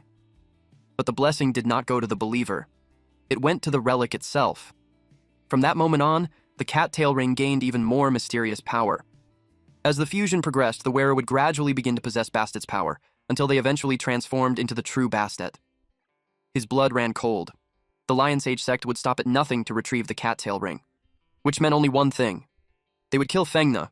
Now he finally understood why Fengna had strongly urged him to go to the dojo back then. He could already picture what would have happened if he failed to grow stronger in such a short time. He was afraid that both of them would have died. He flipped the page and began reading about the fusion conditions of God 1391, the cattail ring. The first fusion required intense emotional stimulation. After that, the wearer had to repeatedly stimulate the same emotion to deepen the fusion progress. When he read those words, the incident from last time came back to him clearly. He shook his head hard, trying to force the memories away. They had become far too vivid. A grim look settled on his face as he realized they might have to repeat the same thing often if she wanted to turn human again. He had no idea how he was supposed to explain this to her. He continued reading and noticed more details in the book. God 1391, the cattail ring had no side effects. The god relic only granted divine authority and nothing else. The only real danger was the Lion Saint sect. That part scared him for a moment, but knowing there were no side effects still felt like good news. He turned to the next page, hoping to learn what kind of power Bastet possessed and how the ring could be removed once worn. To his surprise, there were no answers to these key questions. The authority level of a C-class containment personnel was simply too low to access that information. Suddenly, his phone rang. It was a notification from the bank. He had received 231,511.31 Jusia currency, bringing his total balance to 235,212.25 yuan. At first, he thought it was his wages. Then he realized it was the compensation given by Yu King, and he hadn't expected it to be that much. Now he wouldn't need to carefully calculate what to eat every day anymore. With this, he could spend more time training and becoming even stronger. He planned to buy some expensive ingredients and cook a proper meal for Fengna, and when the time felt right, he planned to tell her the condition for turning back into a human. 5 days later, expensive dishes filled the table, and Fengna was having the time of her life eating them. She asked why he had been so extravagant lately. Then she asked if he had managed to earn some money. He answered that he used to be rich, which only confused her more. He explained that over the past few days, he had learned a technique from the master called the tremor armor technique. The technique itself wasn't the problem. The problem was the cultivation process. He had to take medicine during training, and after each session, he needed a medicinal bath. One set alone cost 40,000. Now, his bank balance has dropped to 8,011.03.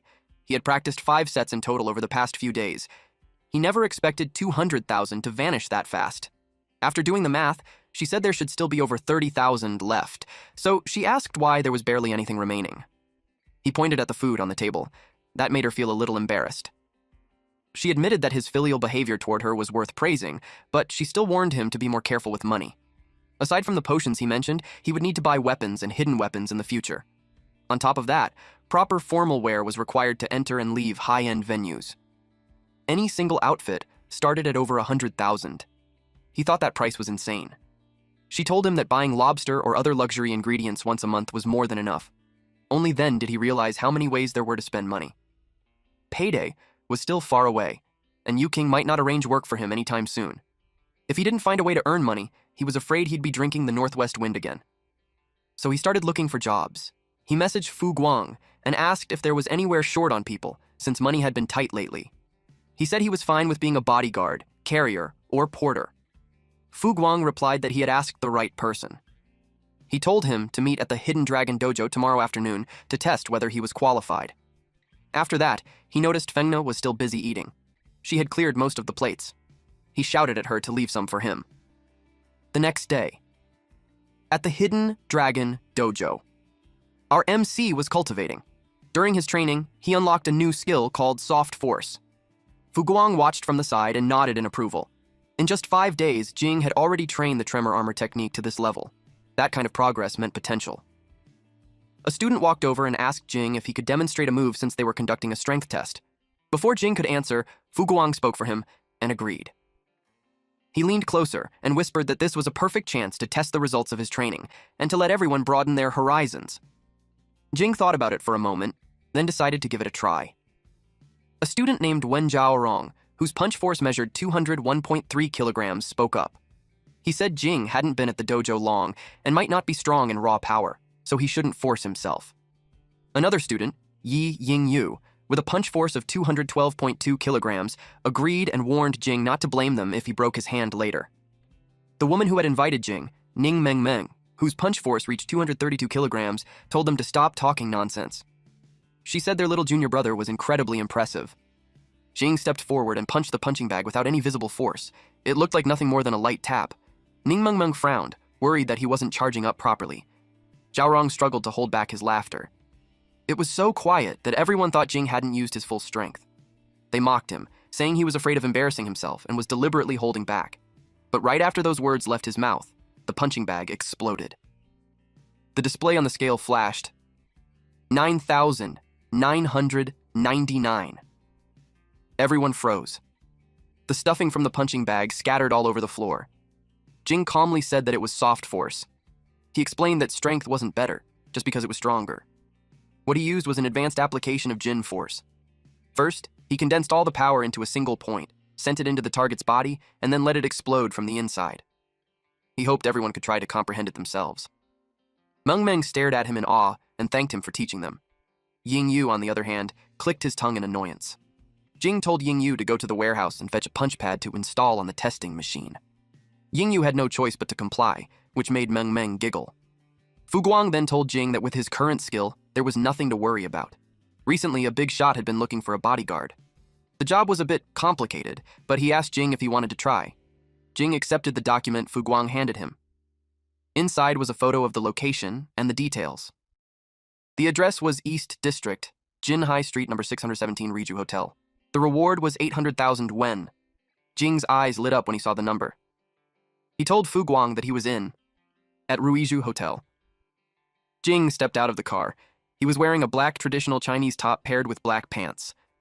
The moment he entered the lobby, he drew a lot of attention. People quietly wondered who he was. Judging by his clothes, they could tell he was a martial artist. He didn't look like a second-generation rich kid attending the banquet. The most likely guess was that he had been hired for security, but he looked far too young. Jing overheard their whispers and realized his senior sisters were right. Clothes really did make the man.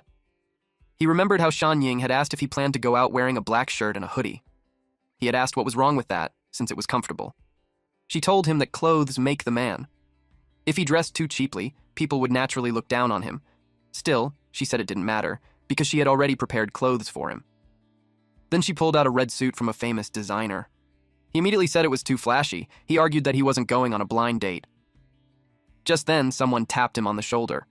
It was Qingjiao, holding a set of black clothes. Shan Ying instantly argued with her, saying she was too cunning and claiming that she had been first. Jing silently concluded that senior sister Meng was still a cut above the rest. Some women nearby noticed him and found him handsome. One of them even suggested asking for his number. A man wearing a red beanie asked if Jing was a high-level disciple of the Hidden Dragon Dojo. The man in the white suit beside him replied that he didn't recognize the kid. The man in red then said that the dojo must have accepted a new disciple. The man in the white suit added that the Dragon King, Li Qi, had once said he wanted to accept 7 disciples, but the 7th had to be a true prodigy with exceptional root, bone, and talent. Otherwise, he would rather not accept anyone at all. He glanced at Jing and commented that the kid looked more like a pretty boy. He wondered how strong he could really be and said there was no way Jing could be Li Qi's disciple. The man in red pointed out something else. Jing's lower body was extremely stable. Every step he took was the exact same distance, no more, no less. His upper body didn't sway at all. His body control was terrifying, and his force delivery had clearly reached a very high level. The man in the white suit didn't care.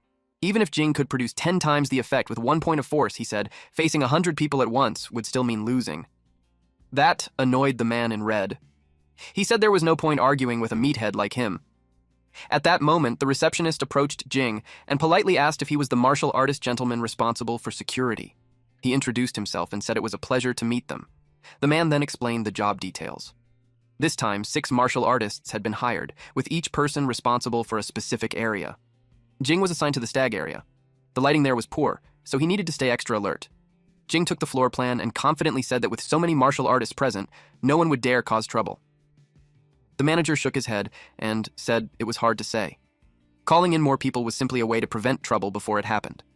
After that, he excused himself, saying he still had a lot to handle. Jing understood that hiring more people alone wasn't strange. But hiring 6 martial artists meant something serious was going on. And that wasn't all. They had also brought in a large number of bodyguards. From their equipment, Jing could tell they were all professionals. The number of surveillance cameras far exceeded what a normal hotel would have. When things were abnormal, there was always a reason behind it. That made him curious about what kind of incident had caused such a massive setup. The man in the white suit walked over and asked if Jing was the newly accepted direct disciple of the Hidden Dragon Dojo. Jing asked who he was. The man introduced himself as Li Jiaoquan from Tiger Soul Dojo and assured Jing that he wasn't looking for trouble. He said that since they were colleagues, it wasn't excessive to understand each other's level beforehand. Jing asked how he planned to do that. Jiaoquan suggested crossing hands, a common way for martial artists to probe each other's strength. Jing immediately understood. The man thought he was young and didn't trust his ability. At the same time, Jing saw this as a good chance to find out where he stood among them. Yugang suddenly spotted Jing and froze. He asked why Jing was here. A woman walked over and asked if he knew that handsome guy. Then someone else entered and said he voted for Jing. They recognized him. It was Pei Xiao. The woman standing beside Yugang whispered that Jiaoquan was extremely fierce. She said that the last time second young master Yugang crossed hands with him, he was squeezed until he screamed. That incident had embarrassed Yugang badly. Another woman pointed out that there seemed to be no movement from the handsome guy's side, so she thought Jiaoquan wouldn't lose. Jing calmly clarified that it wasn't that there was no movement, it was just that ordinary people couldn't see it. Only then did they realize something was off. Jing looked thin and weak on the surface, but his body had been tempered countless times. It was already as hard as steel. His ki was clean and pure, far beyond anything Xiaoquan could compare to. Xiao told Yugang to wait until the contest was over. After that, he wanted Yugang to introduce him to the young hero. Yugang quickly agreed. Deep down, Yugang felt shaken. He couldn't understand how Jing had become this strong. It felt impossible. Xiaoquan, on the other hand, sensed that Jing had almost no visible ki at all. That made him smirk. He took it as proof that the kid was just a rookie. He told Jing to pack his bedding and go home early. Jing could feel that Xiaoquan's strength was indeed impressive. It was clear he had trained bitterly for a very long time. However, compared to Jing, it was still lacking. Jing stood there calmly and even smiled. Xiaoquan suddenly felt something was wrong. Jing's force surged without warning, becoming overwhelmingly strong. Panic flashed through Xiaoquan's mind. He could no longer suppress it.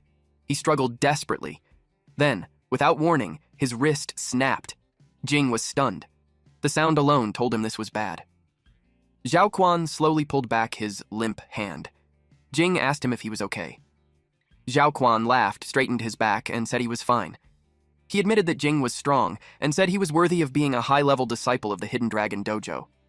He sounded genuinely impressed. He then said he needed to use the restroom and hurried off. Once he was inside with no one around, he cried. The pain in his hand was unbearable. Crouching in the corner, he cradled his wrist and wondered what kind of monster he had just encountered. Jing frowned. He wondered if Zhao Quan was really okay. He had clearly heard the sound of something breaking. Just then, Yugang called out to him. Jing turned around. He was surprised to see Yugang waving enthusiastically at him, at the stage area. Jing finally confirmed that Yugang really was a rich young master. All this time, he had thought the guy was bluffing. Yugang laughed and said Jing must be joking. Then he explained that he was actually the child of his father and a mistress. If his eldest brother didn't look after him, he wouldn't be living so comfortably. Jing asked what he needed him for. Yugang hesitated, then admitted that Jing had been amazing during the hand crossing earlier. Now, his eldest brother wanted to get to know him. He added that his brother was a genius who had entered Inner Ring University through the martial arts exam. Xiao was standing on the stage, so Jing asked if he was talking about him. Yugang nodded and added that there were also some young ladies and wealthy madams who wanted to get to know Jing as well. He asked when Jing would be free. Jing sighed. He said he couldn't do it because he still had work later. He didn't mind introductions, though. Then he added that if they truly wanted to make friends with him, they should come find him themselves. If someone wanted something, they should fight for it, not wait for it to be delivered to their doorstep. With that, Jing left to return to his duties. Yugang watched him go, completely charmed. He suddenly felt that Jing was incredibly handsome. After hearing what Jing said, the girls immediately gathered their courage. If they wanted something, they would have to fight for it themselves. A blonde woman stepped forward and asked to exchange contact information with him. Others quickly followed. While Jing was distracted, a delivery man quietly walked past behind him. Jing noticed him only after he had already passed. He frowned. The manager hadn't mentioned anyone bringing deliveries inside. Jing was about to call out when the blonde woman grabbed his arm and insisted on exchanging contacts. She smiled and said she would teach him many things, then winked at him. Jing felt overwhelmed. Cornered by the crowd, he reluctantly exchanged numbers with them. At the same time, the suspicious man pressed a switch. A red light activated. Jing's phone suddenly glitched. He instantly realized something was wrong, and it wasn't just his phone. Without warning, the lights went out. At first, people thought it was a simple power outage. Panic spread when they realized even their phone flashlights didn't work. Their batteries drained instantly. They found it strange that none of the phones would light up. Someone suggested that everyone's battery might have run out. But deep down, Jing knew his phone had been fully charged. And in this kind of darkness, with dozens of people present, not a single person had managed to turn on a phone for light. That meant no one could. On top of that, all the lights had gone out at the same time. Jing suspected that any equipment related to electricity had completely failed. This could only be caused by an electromagnetic pulse, a high-tech method capable of instantly disabling electronic devices. He couldn't help wondering why the opponent would use something like this. If the goal was just to kill someone, this felt like excessive effort. Suddenly, the windows shattered. The blonde woman screamed and clung tightly to Jing. In the banquet area, the sound of breaking glass echoed. Trying to calm everyone down, someone said it might have just been the wind, or that someone knocked something over in the dark. Their phones still wouldn't work. Another person started calling out for old Wang, saying he had been right beside him a moment ago. Yugang managed to light a lighter. Xiao immediately sensed that something was wrong. He ordered everyone not to move and told them to gather together, back to back. They followed his instructions. Then they noticed something move. While everyone's attention was drawn elsewhere, one person was taken away. When they realized what had happened, President Zhang was gone. Bloodstains were left behind. The formation instantly collapsed as people panicked and ran in all directions. Xiao stayed calm and shouted that it would be even more dangerous to run around blindly. Suddenly, something flew past him. The next moment, his cheek was grazed and blood began to flow, but when he looked ahead, there was nothing there. He sensed an attack coming straight at him and struck first before it could reach him. The blow landed and blasted the attacker away. But he was still caught off guard. Yugang shoved him aside to save him. Someone else took the hit instead. That person lost their upper body, and the remaining half sprayed blood everywhere. It was done by a massive insect. Xiao and Yugang were horrified by the sight. They shouted for everyone to run, but it was already too late. There was no exit. At that moment, Jing arrived and struck the monster. He asked what that thing was. The massive insect slammed into the ground. Green blood sprayed from its mouth. It was the same creature as the cockroach man. Jing felt relieved. All the effort he had put in recently hadn't been wasted. Otherwise, there was no way he could have knocked it flying so easily. The people who witnessed it were stunned. He had casually kicked that monster straight into the wall. Some of them hurriedly looked around for the other dojo bodyguards, but they were already gone. They had run away long ago. Yu Gang thanked Jing for saving his brother. Jing told him not to get close yet. That thing wasn't dead. The monster suddenly lunged at him. Jing sensed that its vitality was far more stubborn than last time. Had it evolved and grown stronger? He decided to test it first. If he couldn't handle it, he would retreat. He wasn't about to risk his life for that amount of money. He drove his elbow into its back. The creature was hurled across the room. A shadow flame ignited at the center of Jing's eyes. Now, it wasn't just the monster that could move freely in the dark. After that strike, the scene in front of him became clearer. He was using shadow flame dark vision. The skill had a night vision effect. The panel hadn't explained it clearly. Otherwise, he would have used it much earlier. In the darkness, they moved with ease. Zhao Quan stared in disbelief. Jing was actually fighting that monster to a standstill. But Xiao shook his head. On the surface, Jing seemed to dodge at just the right moments. But if one looked carefully, Jing hadn't retreated even a single step. Only then did Zhao Quan realize the truth. Jing was protecting them. Zhao Quan suggested that everyone leave. Staying there would only distract Jing and force him to worry about their safety. The others agreed. They could call the police and get help outside. Jing watched them exit and felt relieved. Now, he could finally let loose. He looked at the monster and said it seemed to be enjoying itself earlier, so he would keep it company. The creature flapped its wings. Then it charged at him. Jing was caught off guard. The monster still had a hidden trick. Its speed had increased dramatically. The monster hesitated when Jing suddenly vanished. In response, it released a thick, dark mist. Jing was startled. He had no idea what was happening. In front of him appeared a revolving lantern, replaying fragments of his memories. For a moment, he even wondered if he had died at the hands of a mere cockroach man. But that made no sense. After spending so much money learning martial arts, there was no way he could lose to something like this. Something had clearly gone wrong. He felt himself fall, and his head hit something hard. When he turned his head, he saw a familiar dragon. At the same time, the monster slammed into his torso, but it froze. A powerful force had formed in front of Jing's chest. When Jing opened his eyes again, they were different. His pupils looked like they were burning, and black-red smoke slowly seeped out. He decided to return the monster's attack. He used the hidden dragon-style killing move. Cloud Ceiling Tail. The moment it landed, the monster's upper body was blown apart. Only the lower half remained, and blood sprayed everywhere.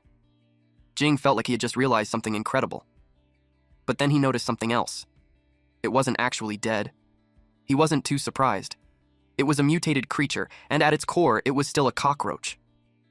Even without a head, cockroaches could survive for 8 or 9 days. He remembered that its true weakness was the ganglion beneath the esophagus. He reached in and pulled out the ganglion. Looking at its size, he wondered if ordinary cockroaches really had something that big. He nearly threw up. Yu Gang cautiously asked if it was over. They saw that the monster had finally stopped moving. Someone announced that Jing had killed it. Another person immediately asked which dojo he came from and shouted that he was willing to sponsor him with 1 million.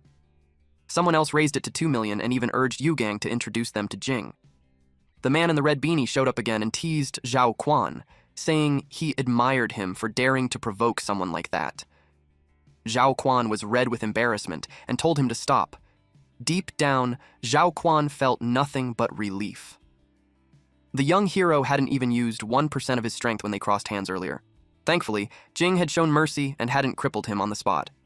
Jing urged everyone to take this chance to leave as quickly as possible. He had a strong feeling that this matter wasn't that simple. Yu Gang finally noticed Jing's injuries and was shocked. A man walked up to Jing and asked what he meant by those words.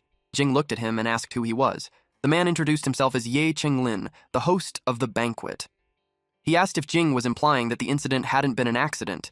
Jing nodded. Based on what he had observed, this wasn't a normal blackout. It was an electromagnetic pulse, and it had been man-made.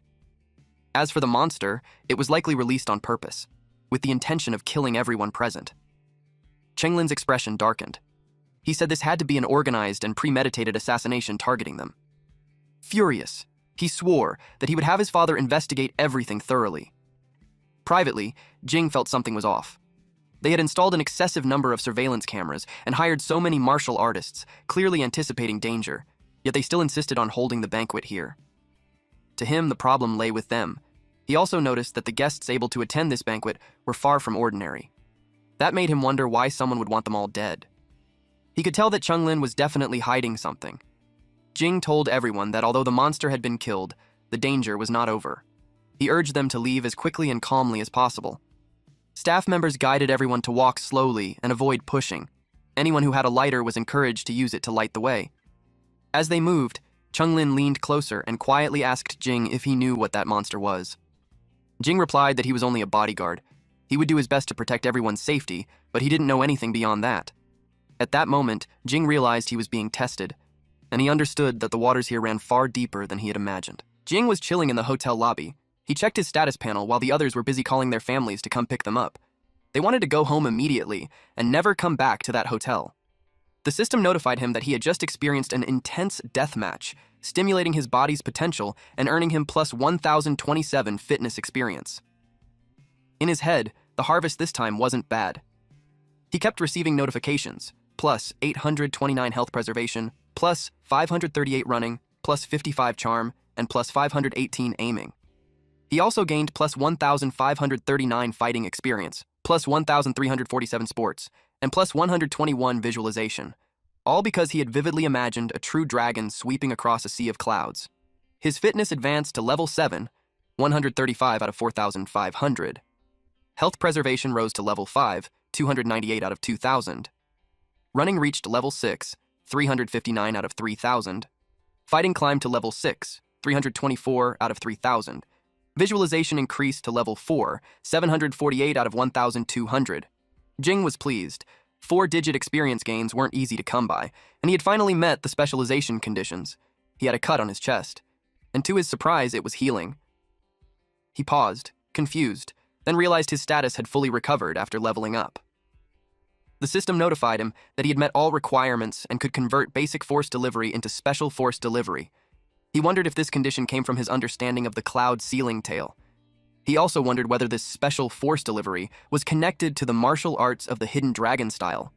He decided not to overthink it. No matter how he looked at it, special force delivery sounded stronger than the basic version. After clicking yes, the system confirmed the specialization. Force delivery reached level 6, 2,080 over 3,000. A total of 6,880 experience points was converted into hidden dragon force, now at level 4, 1,880 over 4,000. At the same time, a strange sensation spread through his body. It felt as if rusted parts inside him had been freshly oiled. Jin force flowed through his body with a smoothness he had never experienced before. This kind of opportunity was rare. So he struck while the iron was hot and began practicing the tremor armor technique again, right there in the lobby. Meanwhile, the medics arrived, and Xiao guided them toward the injured. He first explained what had happened on the 17th floor banquet hall. He was about to say more, but he froze. Jing was cultivating in the lobby. That night at the Hidden Dragon Dojo, Jing thanked Shan Ying for offering to apply medicine to his chest. She asked how he ended up injured when it was supposed to be a simple bodyguard commission, yet such a terrifying monster had appeared. She sighed and said he was really unlucky. The master arrived and explained that dojo commissions were always about living on the knife's edge. Accidents were unavoidable. Since his master was knowledgeable and experienced, Jing asked if he knew the origin of that monster. Li replied that he didn't know the details either. He only knew that the creature was most likely connected to the borderlands. Jing wondered if the borderlands were the naturally occurring rifts mentioned in the data that appeared after the god died. He couldn't help feeling curious about what exactly existed inside those rifts. His master advised him not to dwell on it. Being able to survive was already a great fortune. Moreover, it was a blessing in disguise that Jing had comprehended his dragon style's killing move, Cloud Sealing Tail. For a martial artist, tempering oneself between life and death was the best teacher. Jing clarified that he seemed to have grasped the essence of the hidden dragon style. The master was so shocked that he jumped out of his wheelchair and walked straight toward him. Jing was startled. Li began inspecting Jing's body. What he found shocked him so badly that he staggered backward and fell. He asked Jing if he had raised a dragon. Jing was completely confused. Even Shanying felt like they're speaking in riddles. Li burst into laughter, clearly delighted by what he'd discovered. He explained that to conceal a true dragon capable of overturning clouds and sky, one must first raise a fledgling dragon within the body. And Jing had already raised a dragon inside his physical body. Jing and Shan Ying helped him up. Jing said that after the dragon appeared, his Jin force circulation became much smoother. He asked if there were other uses. Li replied that the dragon was not an illusory intent, but a strand of true dragon force with its own spirituality. He explained that practicing martial arts was no longer just about training techniques, but about feeding the dragon within the body. That was the true essence of the hidden dragon style. And Jing had already obtained the key to breaking his limits. Shan Ying asked what that meant. Li explained that the human body has limits. Once the 5 major trainings, skin, flesh, tendons, bones, and blood, are perfected, one can advance no further. At that point, breaking the limit is required, which means sublimating one's life level. Remolding the physical body was the most important foundation. Although one would still appear human, the essence of life would no longer be human. Those who completed this sublimation of life were called earthly immortals by Taoists and living Buddhas by Buddhists. As long as no accidents occurred, they could live for at least 150 years, maintaining their body at its peak condition until death. Jing realized that his master's legs were likely the so-called accident. Li told him not to worry, since he had already completed a critical step among them. The risk of failure had been greatly reduced. What remained was only steady, grinding effort. Jing thanked his master. Shan Ying said she had heard her senior brother mention that Li was once a powerful figure who had leaped over the dragon gate. She asked why he had still grown old. Li answered with a grim expression. The dragon he had raised was killed by someone. The news shocked both of them. He explained that back then, he lived in the North District. Relying on his exceptional martial strength, he acted far too recklessly and did not understand the immensity of heaven and earth. Every day, he engaged in martial duels alongside Boshang. As a result, he offended many people. When those enemies realized they could not defeat him directly, they targeted Boshang's wife and daughter instead. Blinded by rage, he thought only of revenge. Countless people tried to stop him, but he felt no fear. He killed them one after another as they came. For a time, he truly believed he was invincible. But retribution soon followed. A powerful individual shattered his legs and destroyed the true dragon in his heart. His spirit collapsed, and he became half-crippled. After that, countless people kicked him while he was down. Only Boshang was still willing to stand by his side. Later, in order to avoid their enemies and protect Qingjiao, they left the North District in disgrace. That was when they came here and opened the Hidden Dragon Dojo. Jing asked if he ever wanted revenge. Li admitted that he still had some lingering regrets. However, his enemies were major figures from the North District, not small fry that could be dealt with easily. In the end, he told Jing not to worry about it. It was all old history, already in the past. And if one day Jing could legitimately enter the inner ring, it would not be too late to speak of it again. Later that night, Jing was on his way home. His phone buzzed with a notification. 80,000 Juxia currency had been transferred to his savings card ending in 366. His current balance was now 88,011.03 yuan. He hadn't expected the money to arrive so quickly. He couldn't help commenting that the hotel's efficiency was impressive. He entered his home and announced to Fengna that he was back. There was no response. He realized she wasn't there, or maybe she was taking a shower again. He activated visualization. Scenes of her activities throughout the day appeared in his mind. She seemed to be having quite a bit of fun. Then he saw her climbing out through the window. Jing immediately looked out the window himself. In the distance, he spotted 3 figures. 2 men were cornering a cat. His heart sank. She was in danger. Fengna spoke to the men, asking why they had come to find her when they had already run away. They replied that it was because her crown, the infinite dragon, Anantashesha, had responded to them. She hadn't expected that at all. The men addressed her as sect leader, saying that with her outstanding aptitude, she could definitely become a recipient. When that time came, they could use the power of the main sect to rebuild everything. One of the men raised a hand, stopping the other from stepping closer. It was clear that Fengna was unwilling. She froze when she saw Jing. She asked why he was there. Jing asked the same thing in return. After hearing their conversation, he quickly realized that these men were members of her sect. One of the men asked if she wasn't afraid that Kant Security Company would discover the boy's existence. The mention of Kant Security Company immediately made her tense. Of course, Jing couldn't pretend he hadn't heard that. The man hurriedly explained that if the sect leader continued staying at the boy's home and Kant Security Company found out, it would definitely drag him into trouble as well. Fengna felt a wave of sadness. Jing wondered if she truly wanted to leave. Still, Kant Security Company was indeed an extraordinary existence. After the god died, the world briefly fell into chaos. The authorities lacked the power to maintain order, so they outsourced part of their law enforcement authority to various security companies, allowing them to build and develop their own armed forces. Kant's security company was one of them. Unlike the others, it expanded at an alarming speed, quickly becoming a behemoth with deep roots. Now, it was already beyond control. Originally, Fengnya, after turning into a cat, had been hidden there well enough. But now that people from the dragon sect had tracked her down, the risk of exposure had greatly increased. But if Kant's security company really came, Jing wasn't afraid. Jing told the man that Fengnya would not be going back. Fengnya was deeply moved. The man asked Jing if he truly believed he could protect the sect leader. Jing replied that nothing had happened yet, so they wouldn't know the outcome without trying.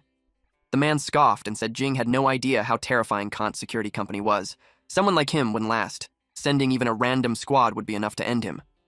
Fengnya shouted for them to stop.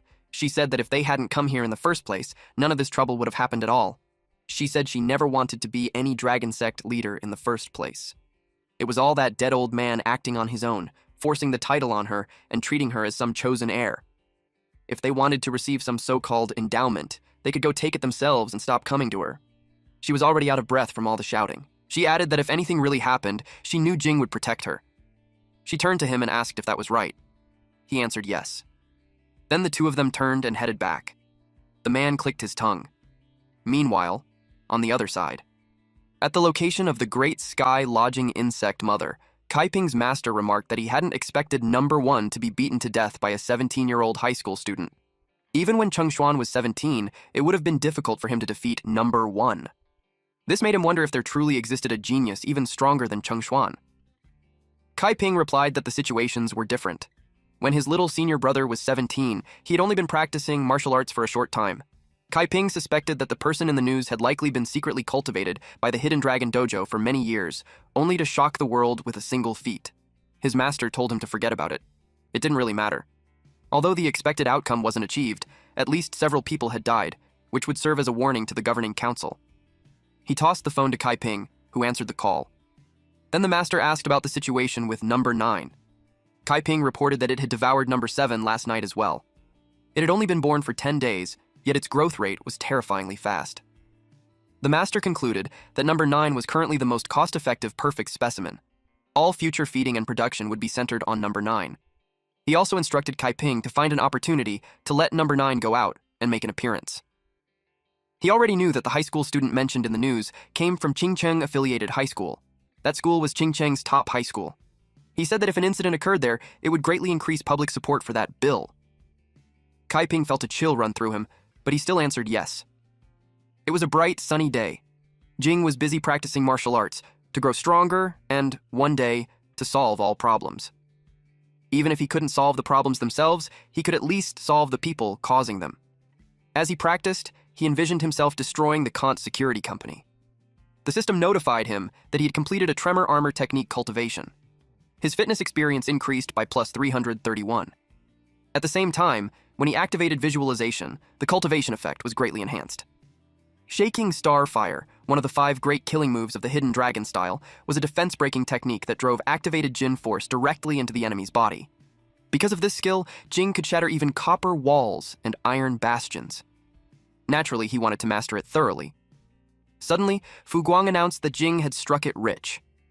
Jing asked how. Fu Guang explained that when Jing killed the monster at Ruizhu Hotel yesterday, he had saved a group of second-generation rich kids. Because of that, the Hidden Dragon Dojo received a flood of donations, all from those rich second generations. The master had decided that every cent of it would be counted as Jing's remuneration. The total amount came to 22 million. Jing's eyes sparkled when he heard the number. He even imagined himself lying on piles of cash. He remarked that the wealthy and powerful really knew how to conduct themselves. Fu Guang then told him that the master said Jing was now so rich that he shouldn't practice martial arts as recklessly as before. After that, Fu Guang handed him the plan the old man had prepared. It listed his daily intake: 1 perfect tonic soup, 1 kidney nourishing soup, 1 essence nourishing soup, 1 heart nourishing soup, 1 spirit nourishing soup, 4 inhalable supplements, 2 body nourishing medicinal baths, and 8 essence liquids. The daily cost totaled 208,000. Jing laughed and said it wasn't much since he had over 20 million in hand. Fu Guang suggested he turn to the next page. It stated that Jing needed to take 1 key condensing heart nourishing pill every week, costing 800,000. There was also an injectable steam sauna medicinal bath he had to undergo twice, costing around $1,230,000. On top of that, he needed a tendon opening massage once every 2 weeks, priced at $1,800,000, and a session in the high-pressure stone chamber once a month, which cost $2 million. Jing's body trembled. Fu Guang told him to prepare to say goodbye to his $20 million. Only then did Jing realize he was a poor scholar after all. Fu Guang then showed him something else on his phone. Jing was on the front page of the Chingcheng Morning Post. Someone had leaked the incident of him killing the monster yesterday to the media, and now he had become the hero of Chingcheng. Suddenly, Jing's phone rang. It was an unknown number. Jing answered the call, and what he heard made his face turn pale. The person on the other end of the line was yelling at Jing for not showing up to class for so long. He was scolded for being too bold, skipping classes to do part-time work, becoming a so-called hero, and still not coming back to school. Jing argued that something had happened at home. Since the school sports meet was starting in a few days, his teacher decided to sign him up. He was assigned to run the 100 meters, 200 meters, 400 meters, 800 meters, and 2,000 meters. In short, his teacher wanted him to represent the class. Then, out of nowhere, Shan Ying suddenly waved at him. Because of that, Jing told his teacher that he had something urgent to deal with and would hang up first. His teacher reminded him to show up when the time came. Jing then asked his 6th senior sister if she had been looking for him. She told him there was a commission specifically designated for him, and the pay was very high. That immediately caught his interest. She explained that the client was also a martial artist. After watching the news, the client had become curious about Jing and wanted to cross hands with him. The pay was $500,000. Jing's eyes lit up. $500,000, just to be a sparring partner. The next day, inside the inner ring, North District. The North District was where most high-ranking government officials lived. People called them the Northern Nobles. It was said that a random person there could earn, in just a few minutes, what an outer ring household made in a whole year. He thought that sounded exaggerated. Then Jing arrived. Just sparring and exchanging a few blows paid $500,000. That was insane. Still, rich people didn't think the same way as ordinary folks. To them, that amount probably meant nothing. The house was massive, big enough to rival half a school. That was when he noticed something. Standing at the front door, Yu Gang was waving at him and Xiao. He wondered what those two brothers were doing here. He asked if they had sent the commission to their dojo. Xiao said he misunderstood. Someone wanted to meet him, and they went through Xiao to arrange it. Jing shot Yu Gang a sharp look. Yu Gang immediately explained that it wasn't his idea. His dad ordered him to do it, and he didn't dare refuse. Jing asked suspiciously if it was his dad who wanted to cross hands with him. Yu Gang said no. Someone else had asked his father for help. He looked frustrated, like even he didn't fully understand it. Xiao suggested explaining things while they walked. He said the person came from an official organization. As for which one, he honestly had no idea. His dad only told them one thing: do everything they could to satisfy this man. At last night's banquet, that man personally asked him to arrange a meeting with Jing. Xiao asked if Jing really had no clue. Jing said no. He wondered who would go through so much trouble just to see him. His first guess was Kant's security company. Before Xiao opened the door, he warned Jing that even though he was strong, he should stay alert, because the man inside might be stronger than anyone Jing had met so far. The man was huge, with a thick build and dreadlocks. He looked middle-aged. He introduced himself as Mandrill. Jing could tell right away, this man was no ordinary person. He greeted him politely and noticed the scars between his thumb and palm, along with bullet holes in his shoulder. Those weren't marks a normal person would have. They were the marks of a soldier. Someone used to kill. Mandrill smiled and said he wanted to be friends immediately, and in his mind, the best way to make friends was to fight. He jumped from his seat and charged at Jing, and the chairs and table beside him exploded on the spot. Jing clenched his fist. For a moment, he wondered if this man really came from that security company. If he did, Jing would take him down. They collided at the center, fist to fist. The impact was so violent that Yu Gang's knees almost gave out. Mandrill expected the kid's hand to be shattered, but Jing was completely fine. He calmly said it was his turn now. Mandrill froze, unable to understand how that was possible. Jing activated Cloud Ceiling Tail. He slipped behind Mandrill and slammed both elbows into his back. The blow sent Mandrill flying, embedding him halfway into the cliff. Xiao was stunned. He said that If he had taken Mandrill's punch head-on, his entire arm would have been ruined. Yet Jing wasn't just unharmed. He had countered instantly. Yugang stared in disbelief, wondering just how much strength Jing was still hiding. Jing judged Mandrill to be nothing more than an ordinary rich second-generation heir. Mandrill slowly stood up, his entire body trembling. He laughed and said the punch felt amazing. He asked why Jing was staring at him like that. Then he told Jing to keep hitting him. Jing thought the man was ridiculous. But at the same time, something felt off. The cloud ceiling strike that had blown apart that cockroach man earlier had barely affected him. The feeling was familiar. It reminded him of Zhu Yingkun. So Jing asked if he was augmented. Mandrill looked surprised. He didn't expect someone from the outer ring to even know about that. He explained that his skin had been fitted with a B1 protective membrane, an entry-level military augmentation. Its shock absorption was extremely strong, especially effective against a martial artist's Jin force. He asked Jing if he was tempted, if he wanted one installed too. Jing said he wasn't interested. Mandrill scoffed. He said he had met 1 or 2 people who answered like that before.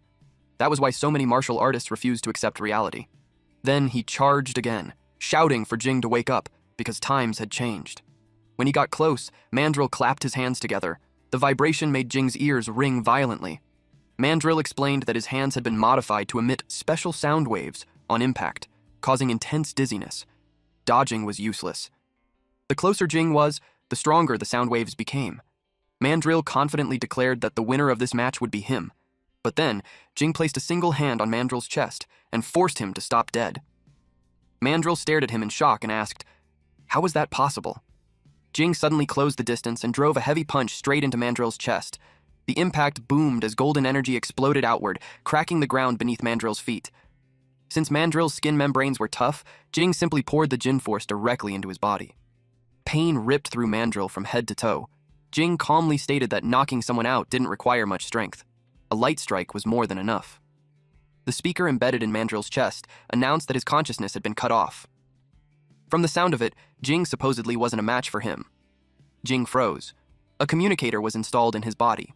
He asked who they were and what they wanted with him. The voice replied that he should wait, because they were on the way. Jing told them to hurry up. He was very busy. The voice assured him they wouldn't keep him waiting long. Xiao rushed over, demanding to know what the hell they wanted. Yugang guessed it was some kind of rookie test run by a mysterious organization. Jing told him his imagination was running wild. Yugang insisted it really did look like that. Mandrill heard them and struggled to hold back his laughter. Jing told him to get up if he was already awake. That was when Mandrill groaned, saying it really hurt. He asked how Jing broke his move earlier. Jing explained that the core of his sonic wave technique was shocking the brain, so all he had to do was use stronger force to cancel it out. Mandrill realized then that this kid still hadn't used his full strength. He told the 2 brothers to walk around somewhere else. He admitted the Pei brothers were right. He was a member of an official organization, and he wanted Jing to join them. Jing bluntly stated he had no interest in joining any so-called secret organization, especially after meeting him. If it was a legitimate group, they should have invited him openly instead of playing games and testing him. He said he was very dissatisfied with the organization's style and had no desire to join at all. Internally, though, he knew it wouldn't have mattered even if they had asked properly. He was content with his current life, peacefully practicing martial arts, farming safely, and occasionally doing containment tasks to level up his divine skills. It was comfortable. Almost suspiciously comfortable. Mandrill panicked slightly and told him not to rush his refusal. He admitted his methods were a bit reckless, but joining them would bring benefits with no downsides. First was the protective membrane, something no amount of money could buy. If Jing joined, he could get one for free. Jing shot back that even with it, Mandrill still got injured. Mandrill said Jing was a genius, but sooner or later, he would discover the limits of the human body. That wall, the point where you can't move forward, would drive him insane. Jing agreed, then he refused again. He said it sounded more fun to use his original body to crush those modified humans. Mandrill's patience snapped. This kid simply wasn't listening to reason. The speaker suddenly blared, telling Mandrill to shut up and stating bluntly that his recruitment skills were absolutely terrible. Mandrill froze in surprise when he heard the captain's voice. The captain told him to look up. A figure was falling straight down from the sky. Jing activated his aim skill and immediately recognized her. It was Void Blade. Both of them shielded their eyes as she landed, smoke and debris bursting outward on impact. She greeted Jing and assumed he still remembered her as the captain of White Squad 838. She then casually explained that the gorilla beside him was one of her squad members. Jing leaned in and whispered, asking why she was trying to rope him in when she was the one who introduced him to Yu Qing in the first place. She replied that this time, the order came from above. And besides recruitment, she had a second mission. She asked if he knew the origin of the monster he had killed a few days ago. Jing said he only knew it was a Borderlands creature, nothing more. She nodded, agreeing that it did show Borderlands characteristics, such as possessing a core. The core is the power source of Borderlands creatures, but it doesn't have to be located in the heart. It could be in the limbs, nails, or even the skin. As long as the core remains intact, they can resurrect indefinitely. Jing felt relieved that he had accidentally destroyed it back then. Pure blind luck. Since it had a core organ, he asked why she said it wasn't exactly the same. She projected a holographic image of the sky-lodging insect mother, a creature from Borderlands F056, also known as Carrion Lake. Its danger level assessment reached as high as 6.2. Jing asked what this danger level meant and what 6.2 represented. She asked in return whether the Outer Ring dojos didn't even teach basic classification. Voidblade asked the gorilla to send over his combat data from earlier. Mandrill muttered that he wasn't a gorilla, then tapped the side of his forehead, producing a soft beep. She received the data and saw that Jing's current danger level assessment had already reached between 2.9 and 3.1. A normal adult male has a danger level between 1 and 1.1. Jing's 2.9 meant he was equivalent to 1,280 normal men, and the sky-lodging insect mother was equivalent to 65,000 of him. Jing admitted that was dangerous enough. She added that this was only an extreme case. An unawakened sky-lodging insect mother had a danger level of just 1.8, and its primary function was reproduction. The sky-lodging insect mother can absorb the genetic information of whatever it eats and give birth to corresponding insect species. It can even consume different creatures and fuse their genes together. 1 month ago, a smuggling ring captured a sky-lodging insect mother from Carrion Lake and smuggled it out. After receiving the intel, they chased the smugglers all the way to Qingcheng's southern district, then lost their trail. And now, through Jing, they finally had a lead. Jing asked if the cockroach monster he killed was something born from the sky-lodging insect mother. She confirmed that he was correct, and since the monster was a cockroach man, Jing realized it had been created by fusing a cockroach with a human. The thought sent a chill straight down his spine. Voidblade knew he had already realized that the cockroach man's strength had been increasing non-stop. She suspected that whoever was controlling the sky-lodging insect mother was constantly refining it, and that Jing, who had ruined their plans more than once, had already become a target. Jing understood. Then, he asked if the invitation was meant to protect him. She said no. He was only 17, but his talent was exceptional. More importantly, he had the courage to face Borderlands creatures head on. The White Raven Squad was backed by an agency with the most professional and advanced training system in all of Juxia. They could fully unlock his potential in every aspect, without blind spots. Jing knew her pitch sounded perfect. Unfortunately, he already possessed a training system that surpassed everything else from the very beginning, so he refused. Voidblade could only sigh. She could roughly understand his way of thinking. She then offered a compromise. Jing could become external personnel for the White Raven Squad. When needed, they would issue commissions, and he would receive corresponding rewards. Mandrill, listening from the side, was completely stunned. Jing grew suspicious. The conditions were far too generous. He asked whether their agency possessed any god relics. She answered yes. One of their internal research divisions was the God Relic Research Institute, which housed many god relics. As long as he accumulated enough merit, obtaining one wouldn't be difficult. His eyes immediately lit up. He agreed on the spot. With exaggerated enthusiasm, he claimed he had been a fan of the White Raven Squad for 10 years, and that becoming external personnel had always been his dream. They shook hands, sealing the deal. After that, Jing got into the car and headed home. Mandrill asked the captain if all of this was really necessary. Jing was just a martial arts genius, rare, but not unheard of. Voidblade replied that Jing was far from simple. Yesterday, she had contacted the eldest miss of the Wu family again. The importance she placed on Jing was far beyond what Mandrill could imagine. Mandrill asked if she meant Wu Yuqing, the natural recipient. He couldn't believe it. Yu Qing had always searched for a way to remove her recipient status. She once said that only a god could fight another god. Aside from god relics, Jing was the only thing she truly cared about. Because of that, Voidblade suspected he possessed some special quality they had yet to uncover. Even if they didn't know what made him special, she said, they had to secure him first. It was already sunset by the time Jing headed back. During the ride, he looked out the window, quietly sightseeing. Even the most prosperous districts couldn't compare to a single street in the North District. Suddenly, he received a message from Yu Qing, asking him to come to the library when he had time. He replied that he'd be there soon. He told the driver to head to the Qingqing Library instead. Before long, he arrived on the 7th floor. She told him to sit. The moment he did, he took a sip of the drink in front of him. It was awful. He told the boss to prepare something better next time. He wondered how much this woman truly loved that sweet water kettle. She asked if he didn't like the tea brewed from water produced by his favorite god relic. He suggested having a Coke instead. She said she already knew the White Raven squad had contacted him. He replied that they invited him to join White Raven, but he had refused. She said he'd made the right choice. He asked why. She explained that crows are often seen as ominous creatures, birds of disaster that herald death. White ravens, on the other hand, symbolize rebirth and mercy, bringing good fortune. The name carries beautiful wishes. The reason for choosing that name, however, was grim. The death rate in White Raven operations was extremely high. Since its establishment over 60 years ago, only 3 members had safely lived to retirement. Jing agreed it was truly dangerous. He mentally noted to be very careful about any White Raven work in the future. The resurrection effect of twin life only worked once within a short period. He then asked about the background of the agency itself. She explained that its full name was the Abnormal Disaster Emergency Management Special Agency. After the beginning of the new era, Juxia established this organization to deal with various abnormal disasters. It operated independently from the 5 major agencies and was often referred to as the 6th agency. If Jing joined White Raven, even if he went on a killing spree in Qingcheng or went completely insane and detonated a nuclear bomb, no one would have the authority to arrest him. He finally understood just how terrifying the 6th agency's power was. He asked whether the government wasn't worried about it going out of control. She said there was no need to worry.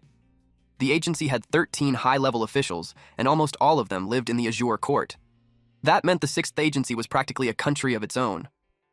Jing realized just how wide its reach truly was. She then told him the main reason she had asked him to come was simply to remind him about the White Raven matter. Now that he understood their background, he was free to leave. He asked if she had any missions for him. She said no. He asked if she planned to show him any god relics. She said no again. He asked if that was really all. So she added that if he truly had nothing better to do, he could help sweep the library. That made him spring to his feet and hurriedly say goodbye. Suddenly his communicator rang. It was Du Shui. He had completely forgotten about it. He answered his teacher's call and said he would be there very soon. At the South District. Kai Ping's master sat on a rundown staircase, his expression bleak. A man with a rocker-like appearance reported that all the test subjects had been transferred. The master said he hadn't expected White Raven's nose to be so sharp that they would actually sniff out their location. He asked about Kai Ping's situation. The rocker replied that, following the master's instructions, Kai Ping had taken number 9 to Qing Li's affiliates. They were expecting news soon. Only by using number 9 as bait to draw White Raven's attention could they safely continue transferring the sky-lodging insect mother. Otherwise, that thing was far too conspicuous and would be exposed easily. The rocker added that the Kant company wasn't offering any help at all. They were forced to rely entirely on themselves. The master sneered, saying large companies were always like that. They only wanted to enjoy the results of others' labor without lifting a finger. If things failed, they lost nothing. And precisely because of that, it was now their turn to act the same way. His disciple said that if this succeeded, the Kant company might kill the donkey once it crossed the milestone. The master replied calmly that he had already considered that. He had prepared a backup plan long ago. If anything happened to them, the Kant company shouldn't expect to walk away unscathed either. Meanwhile, someone slipped into the school grounds. Through his eyes, the students were nothing but fresh flesh. If he could capture them all and offer them to the insect mother, it would earn him tremendous merit. He noticed the girls cheering excitedly for Jing. Following their line of sight, he saw a boy running across the field and wondered if that was Jing. In his imagination, Jing looked like an ordinary teenager. He doubted someone like that could defeat a test subject. But it didn't matter. Soon enough, things would get far more exciting. For now, he continued pretending to be a janitor. A student glanced at his well-built frame and wondered if he was new. The girls erupted in cheers when Jing won. Gay handed Jing a bottle of water and asked if he was really still not interested in girls. Jing answered simply that he wasn't. Then he asked how many events were left for the day. There were the 400-meter race, the 2,000-meter run, and the relay. He asked about the relay. Ji explained that it was also a running event, so the teacher had signed Jing up for that as well. He added quickly that he wouldn't drag him down. Suddenly, Jing sensed something wrong. He smelled blood. He activated his aim skill, and he saw it. the cockroach man inside the school, feeding on humans. The creature moving through the campus was like a tiger charging into a flock of sheep. Jing told Jay to call the police immediately and clearly report that a cockroach man had appeared in the school. Then he told him to run as far as possible and not look back. At the entrance of the teaching building, dismembered bodies were scattered everywhere. The cockroach man detected fresh meat. A female student was trembling in the corner. It slowly approached the helpless girl. She could only steel herself in despair. Someone suddenly rushed in. It was Jing. He slammed into the cockroach man, knocking it back. The creature rolled once and immediately sprang to its feet. Jing shouted for the student to get out of there. She thanked him repeatedly and ran without looking back. Jing decided to whittle it down first. He activated Twin Life and Twin Speed. He gathered all his power into a single point. He shattered its shell.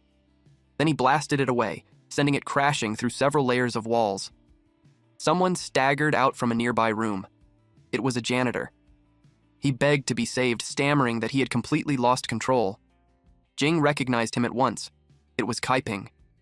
Jing couldn't understand why he was here. Kaiping said he was from the Golden Wind Dojo and that he needed to find his master to deliver an urgent message. But the cockroach man returned, and it ignored Jing entirely. Kaiping was frozen in terror. Before he could make another sound, he was devoured. It happened in an instant. Jing realized that if not for Twin Life, that moment might have been the end for him. His killing move earlier hadn't actually finished it off. After consuming Kaiping, the monster turned toward Jing. He watched its wounds close at a terrifying speed. It let out a roar and charged. It was incredibly fast, but Jing barely managed to dodge at the last second. The creature spun around. As Jing evaded, a tentacle still grazed him. Something was clearly wrong. Compared to the cockroach man he fought at Ruiju Hotel, this one was bigger and tougher. The barbs on its hands and feet had grown larger, and even the antennae on its head had turned into lethal weapons. Jing suspected its genes had been further optimized. He could tell this fight was turning into a battle of attrition. He grabbed a nearby fire extinguisher and hurled it. The monster sliced through the cylinder. Compressed air blasted everywhere, obscuring its vision. Jing seized the opening and struck. He snatched up a piece of rebar and drove it straight through the monster's skull, making it hiss in agony. It spread its wings. Jing was shocked. It was still functional after that. Then it vanished. It began circling him at high speed, clearly trying to confuse him before launching a sneak attack. Jing hadn't expected it to be capable of tactical thinking. He closed his eyes and switched to visualization. Since he couldn't predict the angle of attack, he decided not to rely on sight at all. Using visualization, he traced its movement path, and then he found it. A familiar sensation surged through him. It was the same feeling he'd had when he comprehended the cloud-sealing tail. He activated a hidden dragon-style killing move, turning golden scales. Even as he did, he knew how dire the situation was. With such a massive disturbance at the school, the White Raven squad would arrive sooner or later. He chose to stall for time and hold on until they arrived. The school was destroyed. Voidblade hovered in the air, flying with her anti-gravity dragon wing augment. It had been less than 5 minutes, and the entire school was already in ruins. She realized Jing could be in serious danger. A helicopter flew overhead. Voidblade immediately warned it to dodge. A tornado had formed nearby. Mandrill reported to the captain that the teaching building had collapsed. He asked if they were still going down. Voidblade activated her skill. She spotted someone inside. On a closer look, it was Jing. The data synced instantly with the whole team. She decided to rescue Jing first. The rest of the squad would capture the sky-lodging insect mother's offspring, alive. Mandrill noticed her pulling out an augment made from dragon bone and wondered why she brought such insane equipment to a mission like this. She questioned whether the energy hurricane earlier was caused by the cockroach monster. She entered the building. She gently tapped Jing on the shoulder. He reacted violently, swinging at her, but she shouted that it was her. He froze. Relief washed over him when he realized who it was. Then it was like all his strength vanished. He collapsed, but she caught him. She gave him a fast-acting painkiller. He warned them not to lower their guard. The cockroach man was extremely strong. She noticed the strange markings on his neck. She told him not to worry. She didn't come alone this time. She brought the entire White Raven squad. They charged straight at the cockroach man. Mandrill felt proud of Jing for the foundation he had laid for them. A woman with a lollipop snapped at him to stop talking nonsense and to focus. The monster's thrust was coming. The cockroach man attacked. Mandrill thanked her for the warning as he lunged forward. Suddenly, the cockroach man coughed up blood. A deep slash had appeared on its side, cut by the long, black-haired woman. Void Blade called Mandrill an idiot, reminding him she'd already told him to strike from the correct angle. She told him to watch carefully. Dozens of daggers rose into the air around her as she rushed the monster. Then she brought them down in a relentless rain of blades. The cockroach man's body shattered like glass. She chopped it into pieces. Jing watched and muttered that they were real professionals. He saw how her blade pierced the weak points in the joints with perfect precision. Just a light cut was enough to make the entire cockroach monster collapse and shatter. That was when he truly realized she was on a completely different level. Despite having its limbs severed, the cockroach man was still alive. Void Blade ordered Chi Yu to stop the bleeding. They couldn't let it die. They needed it alive to track down the sky-lodging insect mother. She then told Xiao Jing to write the mission report. While she was at it, she also instructed her to submit a request to the higher-ups for a tracking device. Mandrill walked up to Jing and asked why he looked so beaten up. Jing replied that he was lucky they arrived in time. Mandrill said that was a given. The moment the captain received the call, they immediately flew in by helicopter from the Southern District. He added that the level of importance the captain placed on Jing was extraordinary. Jing asked if they found anything in the Southern District. Mandrill replied that they had searched less than a third of the area, and for now, there were no results. Jing said he had some clues. Void Blade immediately wanted to hear them. He explained that he suspected the cockroach man had been brought into the school by a man named K-Ping. Jing said K-Ping was the leader of the local punks, and the fact that he appeared inside the school was already strange. On top of that, he had pretended to be a cleaner. It was hard not to think this was a setup. Void Blade said the information was extremely valuable and told Jing to report it to the higher-ups immediately. She was about to turn away. Then she noticed something wrong. Her expression changed as she urgently told Xiao Jing and Yu to retreat. The dismembered body began pulling itself back together. Yu froze in shock. She was hit head-on, while Xiao Jing barely escaped in time. The cockroach man took off as if nothing had happened. Mandrill thought it was hyper-regeneration, but Void Blade corrected him. It was molting. They saw that it was trying to escape, and that was something they couldn't allow. Jing borrowed a knife from her. She asked what he was planning to do. He activated Twin Life and Twin Speed. Then he hurled the blade at the escaping monster. Void Blade's jaw dropped at the sight. Mandrill couldn't believe what he'd just seen. Jing had thrown something with the force of a depleted uranium armor-piercing shell, using nothing but his own body. The cockroach man began to fall. Jing casually said it was thanks to Void Blade's knife being good. That answer irritated her. The knife cost over 10 million. Jing, on the other hand, was thinking about how he had also used Twin Life, yet was still helpless against the cockroach monster. That was when he truly understood how important weapons were. His arm had turned purple. He also realized that using that move came with a heavy cost.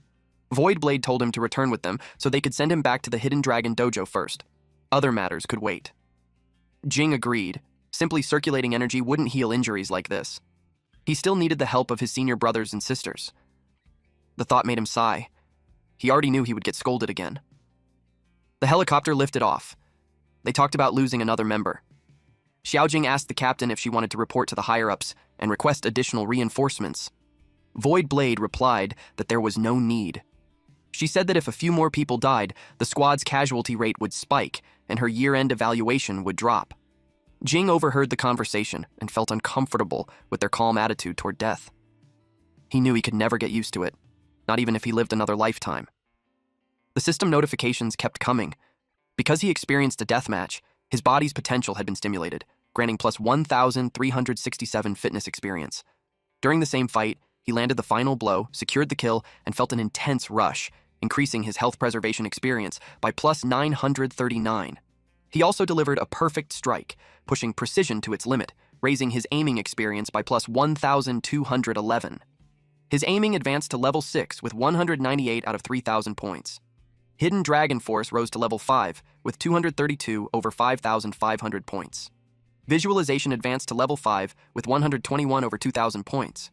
He realized the truth. This kind of growth was painful, yet strangely satisfying. The helicopter flew onward.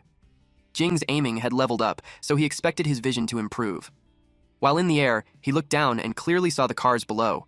He found it ridiculous that his eyesight was now better than binoculars. If he combined this with Hidden Dragon Force, accurately striking a target from kilometers away was no longer just a fantasy. Next time he faced a monster like the Cockroach Man, he wouldn't need to get close at all. His survival odds had increased dramatically. Results soon came in from the southern city side. The investigation team used instruments and confirmed that the pollution rate there had already exceeded 10%. Jing had no idea what a pollution rate meant.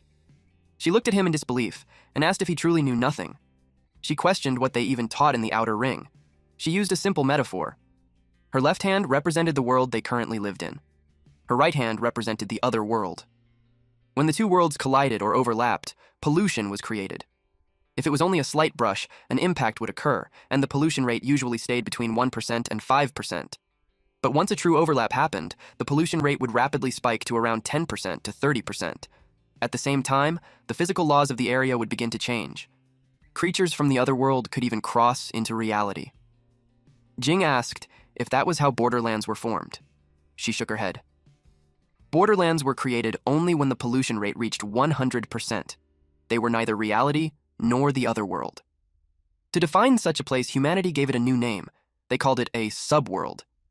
An overlap could occur in Southern City at any time, so she warned him not to go there casually. Jing understood. He eventually returned to the dojo where Shan Ying immediately scolded him. She said he never gave anyone peace of mind. Every time he came back, he was covered in injuries. Even Qingjiao was angry. They applied medicine all over his body. Shan Ying warned him that if he pulled something like this again, they wouldn't take care of him anymore. Jing tried to explain that it wasn't intentional, that he was forced into the situation. She didn't believe him. She smacked him and he hurriedly told her to go easy. She insisted that he needed to remember the pain. His entire arm had turned purple, and she didn't know how long it would take to recover. He explained that he didn't want to get injured either, but there was no other choice. In that situation, he was the only one who could stand up and fight the cockroach monster. Shan Ying pressed her elbows into his back, making him beg her to be gentler. She told him to endure it. This was the only way she could infuse the medicinal power into his body using qi. But her chest ended up pressed against his face. He quickly turned his head away to avoid it. Compared to Shan Ying, he felt that Qingjiao's control of qi was far more refined. The medicinal paste slowly soaked into his skin. Not only did it not hurt, it actually felt comfortable, until he sensed something off. The master walked into the room and froze. Qingjiao was on top of Jing, her chest pressed against his lower back, while Shan Ying was still driving her elbows into him. Both girls immediately flushed with embarrassment. The master had already heard that Jing had successfully cultivated golden scales. For him to still be injured this badly, he couldn't imagine how powerful the monster must have been. Jing asked if he knew about the Golden Wind Dojo. Li nodded. He was familiar with it. Its master, Zhao Hongyuan, had exchanged pointers with him when he was young. Back then, the Golden Wind Dojo claimed their cultivation method could turn fists and feet into blades and swords. The phrase, unarmed is equivalent to armed, had piqued his curiosity, so he found an opportunity to challenge them. Jing was shocked to hear that he fought more than one opponent. Lai explained that when their disciples saw their master being beaten, they naturally rushed in to help. Unfortunately, their internal power was insufficient. They couldn't break his golden scales skin and were knocked down one by one with single punches. However, he admitted that the school did have real substance. If Jing ever faced them, even if the opponent appeared unarmed, he had to treat them as if they were holding a blade. That said, Li knew it wouldn't matter much for Jing. The hidden dragon-style's golden scales skin perfectly countered the Golden Wind Dojo's Golden Wind White Rainbow Sword. At the same level, they wouldn't be able to break his defense at all. And if the opponent's cultivation surpassed his, then caution alone wouldn't save him anyway. Jing suddenly realized that He Ying had used a god relic to enhance her defense earlier, which was why Kai Ping couldn't injure her. It made him wonder, what rank would Kai Ping actually be considered within the Golden Wind Dojo? Moments later, Shan Ying told him to turn over. Since his back was done, it was time to treat the front. Qingjiao prepared to continue the treatment. The master immediately retreated, saying that healing through exercise consumed a great deal of stamina. Our boy knew something's fishy. Jing suggested that he could handle it himself. She asked what nonsense he was talking about. They told him that what he needed most right now was to relax and leave everything to them. That made him blush. Jing might have no interest in romance, but he was still at an awkward stage of growth, and situations like this naturally made him uncomfortable. He closed his eyes and focused on martial arts techniques instead. Shan Ying giggled when she noticed how stiff he became. Their hands moved methodically as they applied the medicine, and the warmth spreading through his body made him feel much better. He only felt slightly uneasy when a fingertip brushed close to his waist, so he opened his eyes and saw Qingjiao leaning very close as she worked. It felt like an unexpected test of his composure. Shan Ying noticed his reaction. Qingjiao noticed it as well. Her cheeks flushed red in embarrassment. Jing hurriedly explained that it wasn't intentional and that his body was simply reacting on its own. He apologized. Xianying said that in his current state they couldn't continue the treatment. Embarrassed, he insisted that he would finish the rest himself. They agreed and left the room. He wasn't sure whether any of it had been intentional or not. 1 hour later. After circulating his power for a long time, the skin all over his body still felt numb, itchy, and painful. Only then did he realize how seriously injured he had been this time. In the end, it all came down to not fully understanding the skill. The so-called Golden Scales transformation used Jin force to link the skin membranes of the entire body together, dispersing and neutralizing incoming attacks. By spreading the force across the full surface of the skin, the pressure at any single point was drastically reduced. Now, he finally understood the secret behind the Golden Scales skin's matchless defense. He also understood why his master said it perfectly countered the Golden Wind White Rainbow Sword. That technique relied on blade-like Jin force with extremely small points of contact. Against a defense that dispersed pressure, such attacks were naturally rendered ineffective. As expected of one of the Hidden Dragon style's killing moves, not a single technique was simple. The ones he had yet to comprehend were the blood-tempering Shaking Star Fire and the tendon-training eye-piercing Current. But he wasn't in a hurry. Right now, healing came first. Jing arrived home. Fengna noticed him the moment he walked in. She waved at him and asked why he was back so late. Then she casually asked if he had brought anything good to eat. Jing froze when he saw her. She was human again. He found it strange because, according to the library records, returning to human form required a specific method. She explained that earlier at noon, she suddenly realized she could transform back on her own. But she said she would be leaving soon, so she decided to stay and keep him company for a while. He asked why she was leaving and whether she felt uncomfortable staying there. She said that remaining by his side would only bring him danger, from Kant's security company, the Dragon Sect, and possibly other threats she didn't even know about yet. She held his hand and said that during the days she stayed with him, she had been happy every single day. She felt carefree, like a real cat, eating, drinking, playing, and sleeping, never having to think about complicated matters at all. But she was still the sect leader of the Dragon Sect, and she knew it was time for her to leave.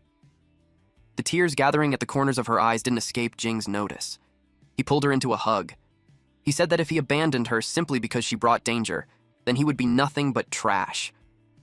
He told her to stay. No matter what danger lay ahead, he intended to face it together with her. She asked if she could really stay. The moment she heard his answer, her face lit up with joy, and she clung tightly to him. The system notified him that someone had developed a large amount of favorability toward him, causing his charm technique experience to increase continuously. At first, it was only plus 668 experience, but another notification quickly followed with plus 784. A third window appeared soon after, granting plus 851 charm technique experience. His charm technique advanced to level 7, reaching 131 over 4,500 points. Jing was stunned. Normally, when girls looked at him, the increase was only a few dozen at most. That was when he realized something. He grew serious and told her that he needed to discuss something important. Curious, she listened carefully. Through their conversation, she learned that whenever her emotions intensified, it deepened the fusion progress with the cattail ring, pushing it toward the state known as reincarnating as Bastet. Then he added that it wasn't just any emotion. It had to be the same kind she felt during their first fusion in the bathtub last time. That revelation shocked her. Her face flushed and she became cautious. She asked what he was planning to do. He quickly clarified that it wasn't about what he wanted. It depended entirely on what she wanted. She instinctively scooted away from him. Jing hurried to explain that he was only asking whether she wanted to try actively receiving the power. She asked what he meant. He explained that all known individuals who had incarnated as Bastet showed no abnormalities. They had simply gained strength. Since they were already making enemies of a major organization like Kant's security company, they needed as many safeguards as possible. She was surprised by how seriously he had thought this through. She asked if the information about the cattail ring was reliable. Jing replied that he didn't believe the source had any reason to lie to him. She suddenly pushed him down and said they should try it immediately. Jing panicked and told her to wait. She clarified that he shouldn't misunderstand. She just believed that more power meant more security. Jing told her she didn't need to explain. He understood. She asked how they should proceed. He suggested recreating the conditions from that day. She blushed, but after a moment, she nodded. They went to the tub together and carefully recreated their positions from before. The sensation was intense enough that she tightly grabbed his hand. When everything settled, Jing wondered if it was over. The cattail ring began to glow. He reached out and touched it, absorbing the divinity within. That was when he realized that promoting the fusion between the cat and the cattail ring actually produced divinity that could be absorbed. Thinking about it more carefully, it made sense. Strengthening the fusion meant extracting the power that belonged to the foreign god Bastet sealed inside the cattail ring. His divinity absorption rose to 33/500. A foreign god was still a god, so naturally it possessed divinity as well. She said she felt a little stronger. He felt it too. With his current constitution, even if an ordinary person used a knife, they might not be able to leave a wound on him. He mentioned that when she had scratched his arm earlier, it had torn open, but now it only left faint marks. She apologized immediately. He asked if the enhancement was limited to her physical body. He encouraged her to sense it again and see if any other abilities had awakened. At this point, his divinity absorption had already climbed to 102/500. He silently hoped the absorption rate would increase even faster. She raised her hand and revealed her claws. According to her, the technique was called Serpent Slaying Vanguard. The wild cat war goddess Bastet carried many titles, and one of them was Serpent Slayer. She had slain the chaos serpent Apep, gaining the authority to restrain anything related to snakes. His curiosity was instantly piqued. Then she calmly pointed out that dragons and snakes looked almost the same, and she added that his hidden dragon style also fell within her range of restraint. She reached out and touched his scales. Jing couldn't believe it. He had practiced a technique related to dragons, and somehow gave himself a built-in debuff. He quickly clarified that it couldn't be right. The technique was only called Hidden Dragon Style. It wasn't an actual dragon. He asked if that still counted as being countered. She proudly said that this was how god-level abilities worked. They didn't need to be reasonable. Even techniques with dragon in their name fell within her restraint range. Jing thought it was completely ridiculous. But then another thought struck him. With this ability, she could torment the dragon sect however she wanted. She realized he was right. She didn't have to listen to them anymore. If they dared to come looking for her again, she would make sure they had a memorable experience. A wicked smile spread across her face as she laughed. Jing pinched her cheeks and told her to stop. Then he told her to leave future problems for the future. After that, they went to bed. She returned to her cat form and slept quietly beside him. Jing had only promoted the fusion of the cattail ring once, yet he had obtained an astonishing amount of divine substance. In total, he gained 309 units, equivalent to an entire gold relic. And only then did he truly understand what divine substance was. If divine substance was the source of a god relic's power, then logically, any relic drained of it should lose its strength. But in reality, the god relics he absorbed divine substance from showed no change at all. Unable to make sense of it, he decided not to dwell on it and focused on upgrading his skills instead. Twin Life advanced to level 3, requiring 9/500 divine substance for the upgrade. Its passive effect granted 2 lives. After death, he could freely choose a resurrection time within 7 days. The cooldown dropped from 80 days to 70 days. Just as he expected, each level reduced the cooldown by 10 days. It made him wonder, if he reached level 10, would resurrection become infinite? The system then presented him with a choice: physical defense, reaction speed, calculation ability, concentration, or memory. He paused, unsure which passive effect to select. 3 days later, at the Hidden Dragon Dojo. He focused on enhancing his physical defense. When he threw a punch, the impact rippled outward in visible waves. 3 days ago, he had chosen to strengthen his physical defense. While reaction speed was also tempting, the upper limits of the Hidden Dragon Style's 5 great killing moves were almost entirely tied to the body's endurance. He attempted to use a Hidden Dragon Style technique infused with Jin Force. If martial arts were mathematics, then the coordination of movements and force was like assembling complex formulas. And Twin Life didn't alter the formula. It was simply added on top. The final power doubled. Rolling Wind and Thunder was already a punch that could explode with double power. After reinforcing his physical defense and stacking the Twin Life effect, it became borderline invincible. When he unleashed it, the force carved marks through the air and shattered the ground beneath him. Shanyin called out to him. Someone was looking for him. Her tone made it clear she wasn't happy about it. It was Void Blade. She said she'd something to tell him. He didn't expect her to show up in person. Shanyin questioned him about who she was, but he couldn't explain. Void Blade interrupted, asking if he was done chatting. Her time, she said, was precious. Shanyin snapped back, yelling that if she had something to say, she should just say it and stop acting mysterious. Void Blade replied calmly that only Jing could hear this. That answer only made Shanning more annoyed. Voidblade then suggested they talk somewhere without people. Seeing Shanning's reaction, Jing knew this wasn't going to end well. Once outside, he asked what was so urgent that she had to come herself. She told him to relax. She was only there to pass along a message. He immediately thought of Yu King. Judging by her expression, his guess wasn't wrong. Voidblade projected a hologram of a young woman. She introduced her as Otogi Suzuka, the third heir of the Otogi clan, one of the Far East's 6 great Zaibatsu. The blade in her hand was a god relic. God 519, the unbreakable blade. Its ability was simple and absolute, indestructible. The idea of the strongest spear meeting the strongest shield felt almost too perfect to be real. Voidblade noticed his doubt. Among all known god relics, there was no such thing as an unshatterable shield capable of countering it. Someone had once used a special method to expose God 519 directly to temperatures exceeding 10 million degrees. The blade had remained completely unharmed. He asked if this was a new containment mission. She shook her head. God 519 wasn't out of control, so containment wasn't required. He asked what he was supposed to do. Voidblade relayed Yu King's exact words. This wasn't about what she needed him to do, but whether he was willing to do it himself. Only then did he understand. Yu King wanted him to take it. Otogi Suzuka came to Juxia to participate in the U-19 Unlimited Fighting Tournament. Under normal circumstances, making a move against him would spark a serious diplomatic incident. But now, the situation was different. God 519 has a unique trait. It chooses its master. If the person wielding God 519 is defeated by another, ownership automatically transfers to the victor. And they knew Jing liked relics. That was why they nudged him forward, encouraging him to take it with his own hands. All he had to do was defeat him in the fighting tournament. Once he won, God 519 would be his. Meanwhile, at the Southern City Pier, a man reported to his master that their little junior brother had been stealing the spotlight in Fengcheng.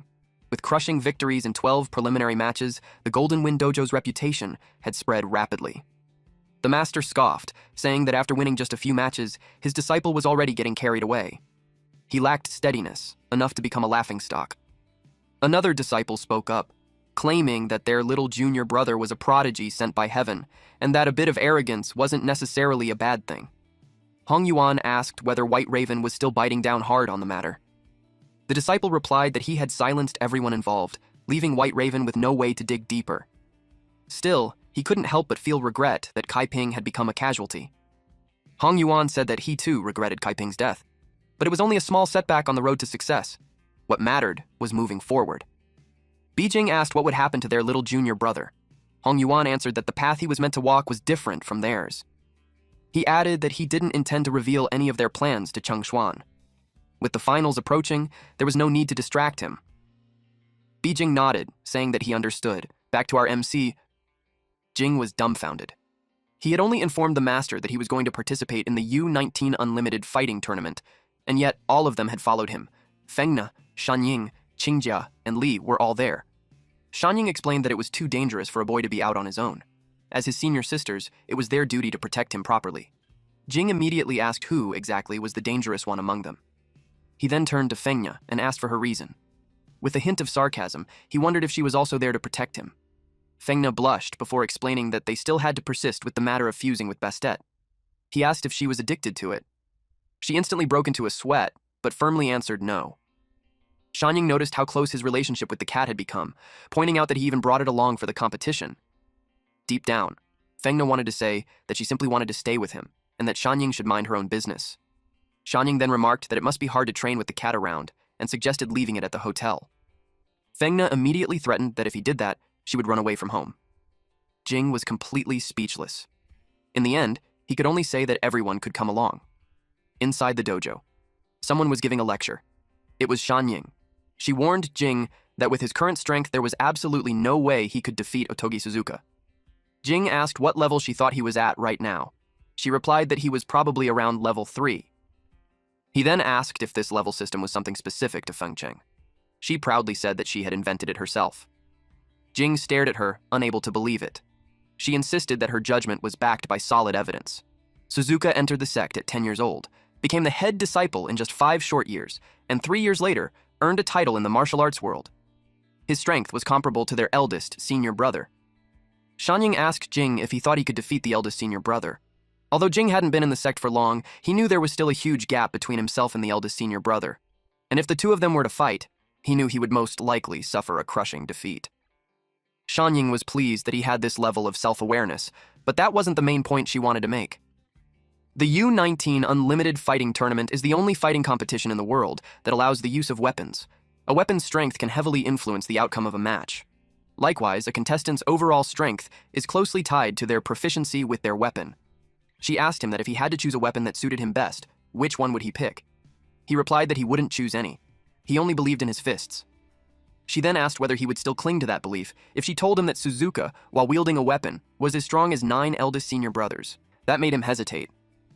She wrote 3 words on the board: wielding a juxi sword. Even though she had never personally fought the eldest senior brother, she knew he had long mastered all the killing moves of the Hidden Dragon style. Even if Jing trained his golden scales to the extreme, it would still be difficult for him to block a full power strike, and if 9 of them attacked at once, there would only be one outcome: total defeat. That was when Shanying presented a savior and told him to look. It was wrapped in black cloth. Jing immediately sensed it was a good blade. Shanying asked how he knew it was a blade.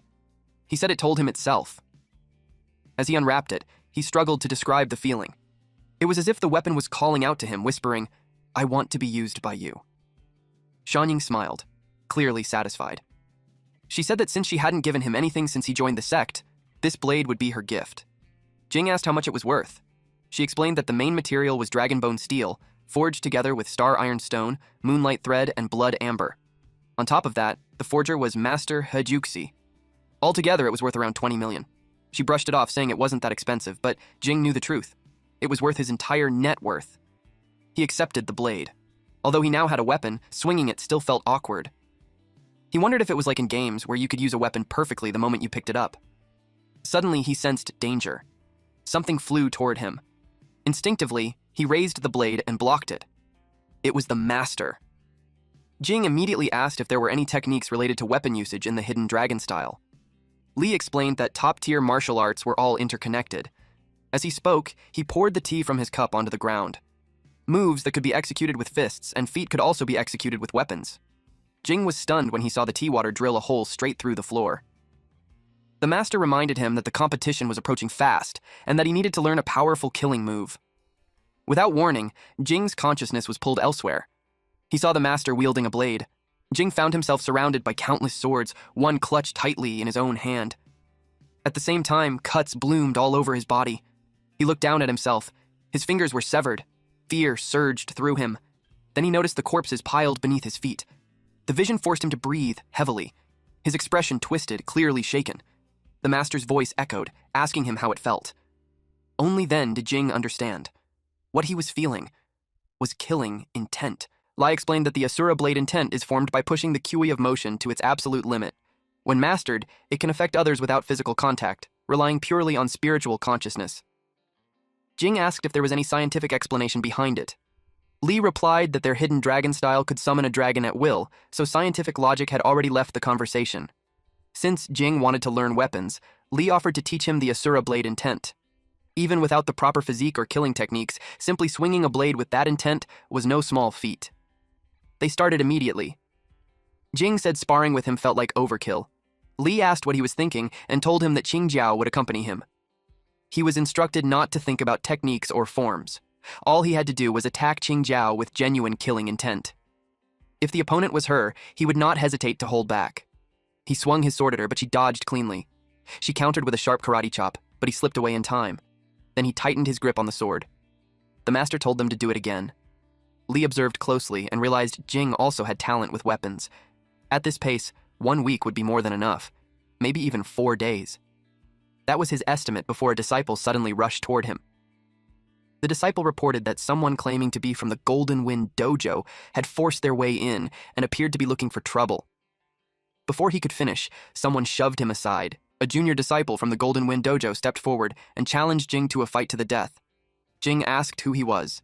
The man introduced himself as Li Chengshuan, a direct disciple of the Golden Wind Dojo. He declared that if he won, Jing would have to answer one question. Jing recalled seeing his name on the participant list Yu Qing had given him. That was when he realized this dojo was connected to the Cockroach Men. Li allowed Jing to exchange a few moves with him. He told Jing not to worry. This was still his master's territory. Jing told Cheng Xuan that he accepted. Bai Jing already knew Jing. He was the one who had killed number 1 and number 9. He warned Cheng Xuan that his opponent was strong and told him to be careful. Cheng Xuan waved it off, saying he had seen plenty of people who looked strong on the outside but were weak on the inside. Cheng Xuan told Jing that since he was older, Jing should call him Brother Li. He leaned in and whispered that Jing should relax. This big brother would hold back. After all, this was Jing's turf, and it wouldn't be good for him to lose too much face. Jing could only sigh. He told him that he talked too much. He stabbed his blade into the ground and vanished. Cheng Xuan froze in confusion. Jing appeared behind him, about to strike. But Cheng Xuan acted as if he had expected it. He shaped his hand like a blade. Jing clenched his fist and punched. Their fists collided head-on. Cheng Xuan was forced backward. His eyes lit up when he realized Jing wasn't simple at all. Jing acknowledged it internally. The Golden Wind White Rainbow Sword truly lived up to its reputation. His fist was bleeding. It felt strange. This was his first real fight against a martial artist. All his past enemies had been cyborgs or cockroach monsters. He was glad to finally face a proper opponent. Cheng Xuan charged forward. He swung his blade-like arms at Jing. Jing blocked with his reinforced forearm. The strike barely scratched his dragon scales. Cheng Xuan stared in shock when he saw the golden-scaled skin. Jing was only 17. He demanded to know how Jing had cultivated that level already. Jing answered by punching him and telling him to shut up. While airborne, Jing unleashed a flurry of punches. Fengna looked impressed. Shanying was stunned by how much Jing had grown. Jing wondered if cultivating the Golden Wind Rainbow Sword also strengthened the body.